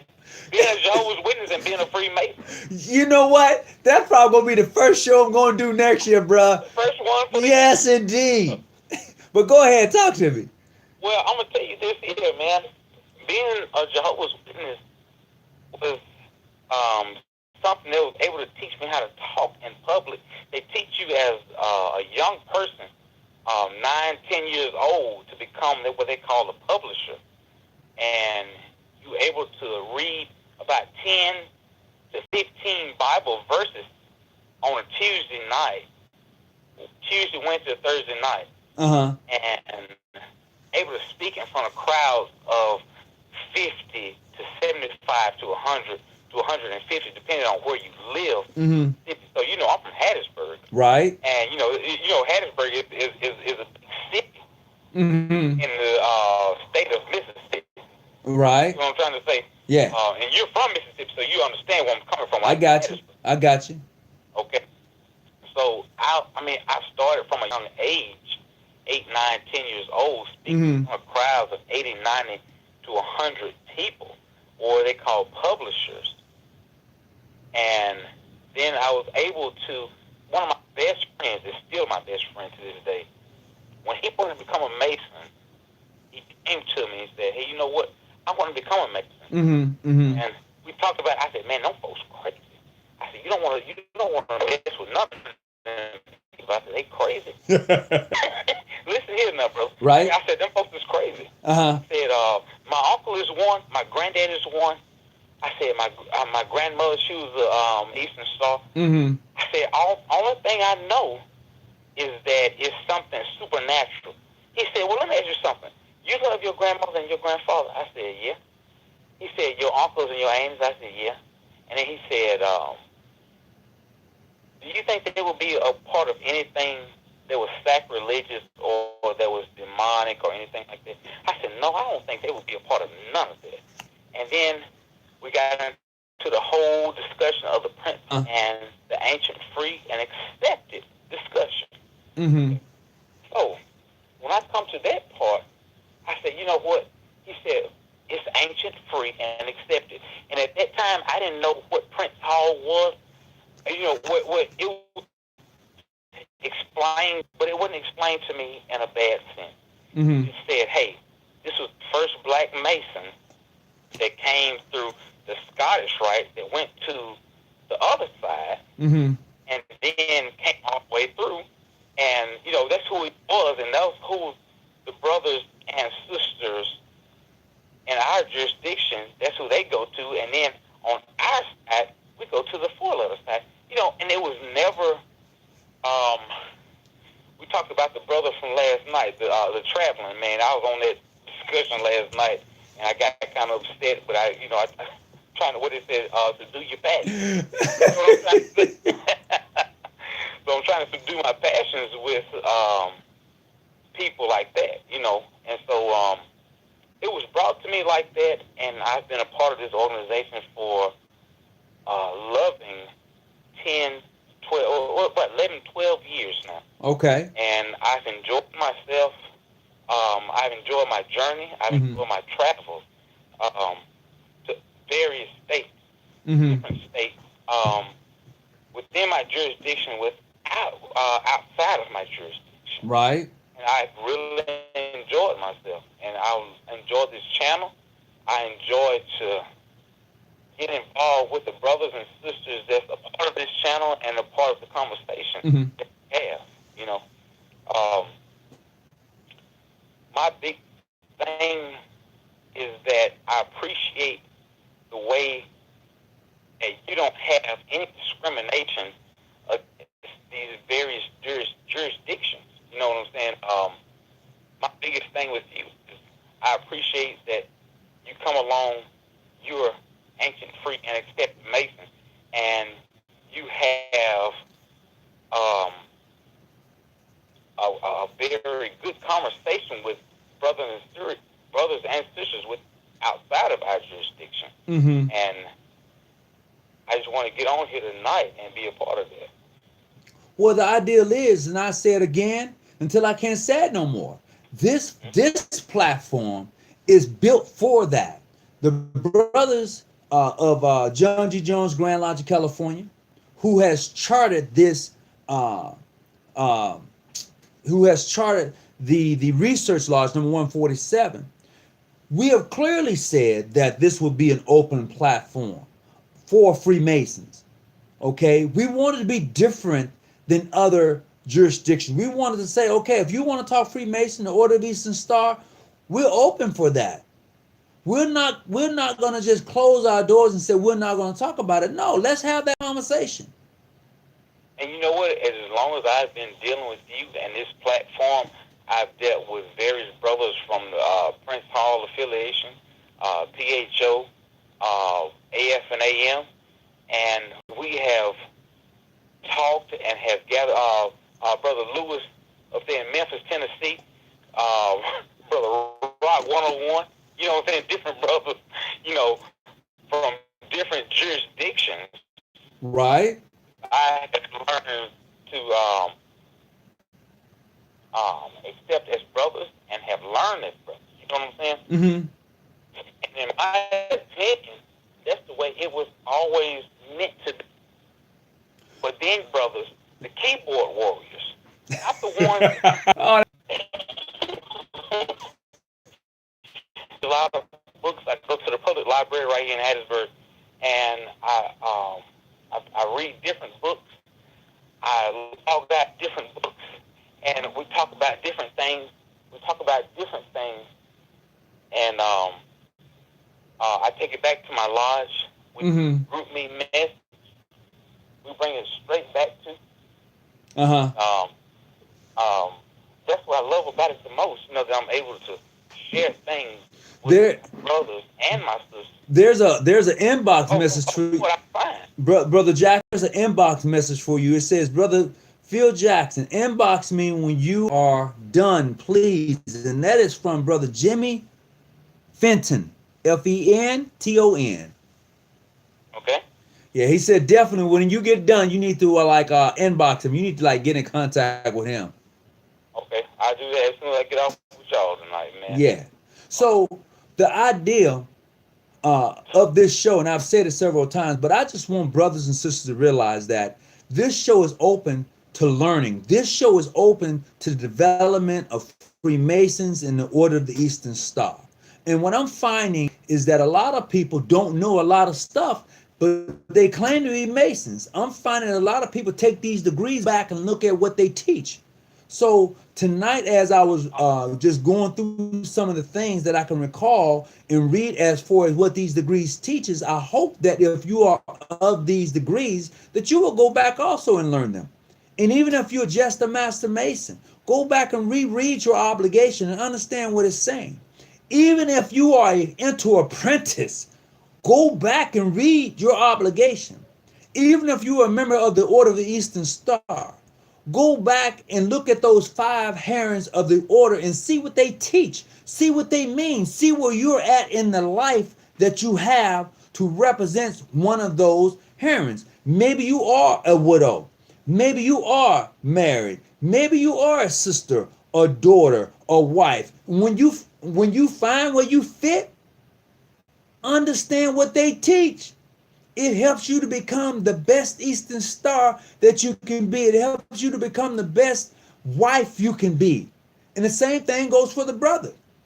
Brothers, when you understand the Master Mason degree, when you understand that you go through the initiation, the passing, and the raising, youth, manhood, and age. So when you become that Master Mason, let me ask you this here. Go ahead. What is the problem with the affiliation if you get the principles? If you get the principles, what is the problem? Your problem, sir, is your paperwork ain't right.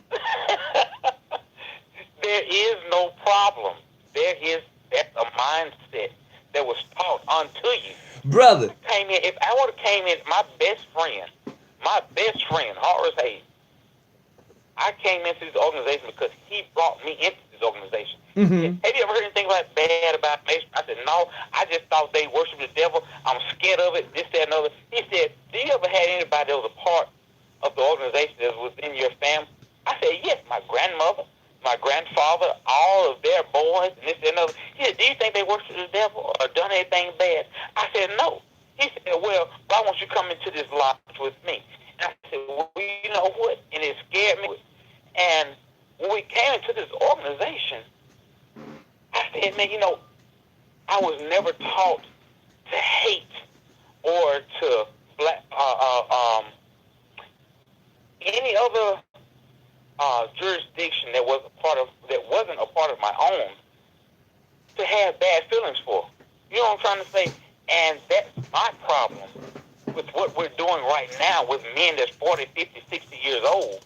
Like, why do you have a problem with men that are trying to live right, that are trying to live just, that's trying to live a good moral background or compass to live off of? Why are they so upset and why are they so angry with different affiliations? That is my problem. But you know what? Misery loves company. So I get upset about certain things. So what I try to do is, as myself, as an imperfect, what is it, that Ashler? I'm still working on myself. Right. You know what I'm trying to say? Mm-hmm. And to the day I die, I will still be working upon myself. So look, Brother Jackson, I'm that perfect Ashler. Go ahead. So no, it is the idea that we're at the 2-hour mark, and what I try to do, what I would like to try to do in the upcoming year is to kind of keep it at an hour to an hour and a half, because I think that at times we tend to. I don't like to drag out a long show. Right. So if people like the show and they want it to be a bit longer, I'll do that. But I want to maintain the excitement. And I want to try to maintain the They're like, yeah, when is he coming back on? Because I want to have different brothers, and I want sisters to understand that you're welcome to call in too. This show is not about beating up the next person if you don't know. This show is about enlightening everyone. So be it whatever jurisdiction you are in, this show is about saying, okay, how can we help you, Mason, the better Eastern Star? So if you want to send a big shout out to anybody tonight, Brother Jackson, you certainly can. This is our last show of the year, and I'm pretty excited. So go ahead, send your shout outs. I would like to do that.